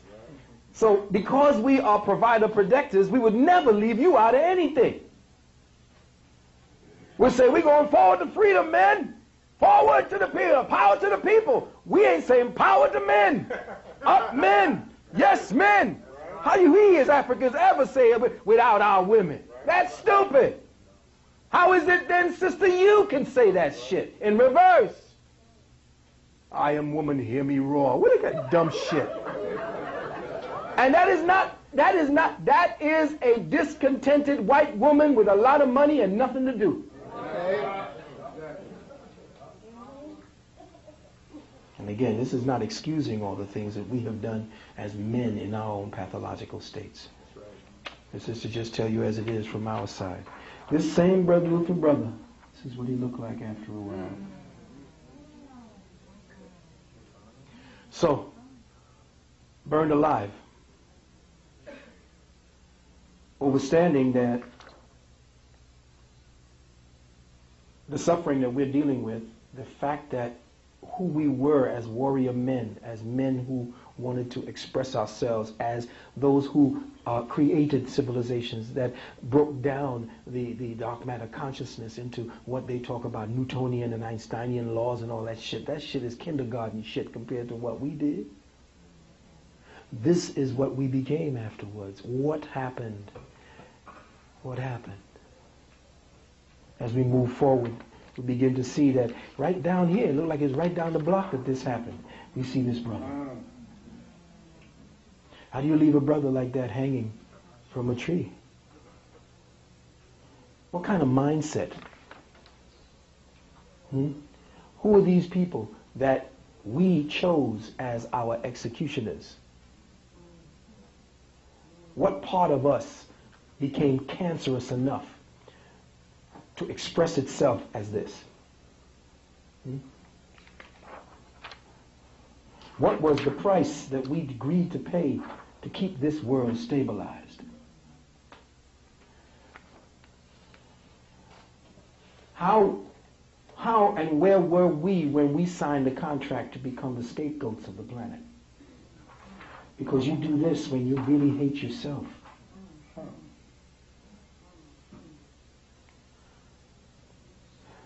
How is it that you could gather around the way we take pictures to actually have pride in this situation? 1919, this is the last century. Not too long ago, people. Do you think that we are not still in the wake of that very specific journey that we're dealing with at this point? And I don't think that we actually see it from the men's point of view because, again, collectively as a people, we are taught communality. And communality is how we move forward. But since they have dissected us so that we could study ourselves, we have now had to do something that we did not need to do extrospectively, but we knew introspectively. We knew about the feminine principle because we lived in tune with nature. We knew about the masculine principle because we lived in tune with the cosmos. But now, since the cosmos has been removed from us, and we have a blanket of rhetoric and bullshit called religion, which has relegated the true consciousness dictates of the stars to stories in a book that have been interpreted by a few people that make you believe that there was somebody called Jesus the Christ. Everybody back there, give it up for Brother Shabazz, one man.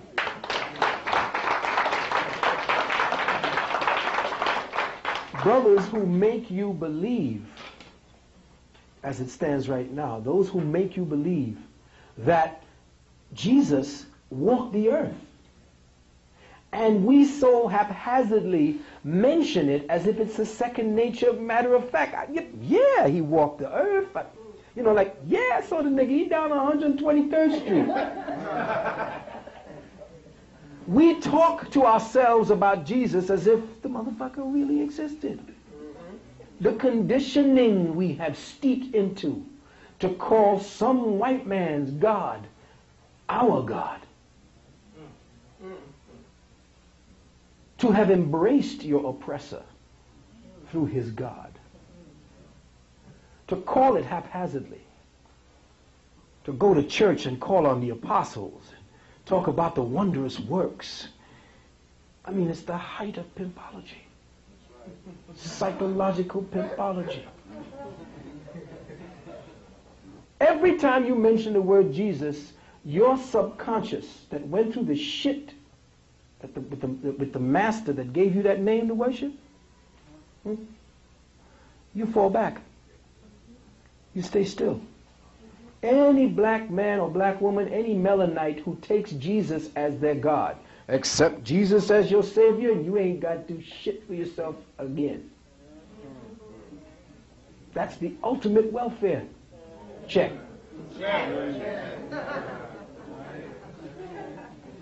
That's spiritual welfare.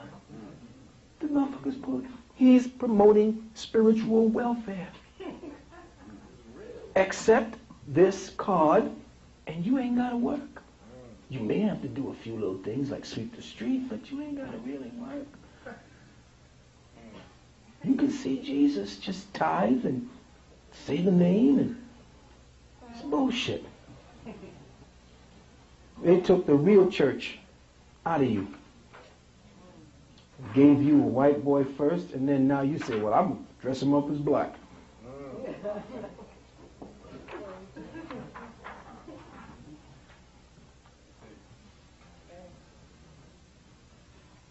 This one is particularly profound because it looks like he was crucified. And of course you see your smiling cave dwellers.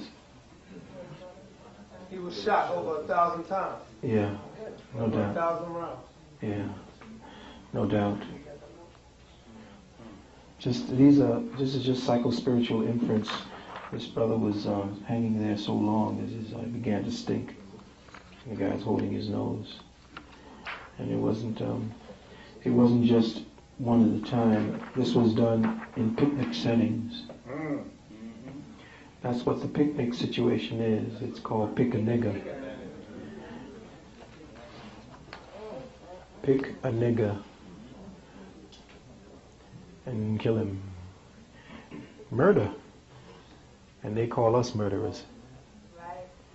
It's in their psyche. They're the cancer of the planet, which is the deep part of it. There are a few redeemable ones that may have caught the cure because, like that little girl, she's singing black music and tuning in to the black frequencies. But some of them finding out that they need to redeem themselves. And they're trying to find their way back, but they have nothing to latch onto because they're not spiritual creatures. They gotta come and tap into you. So they hang us. It look like Prospect Park.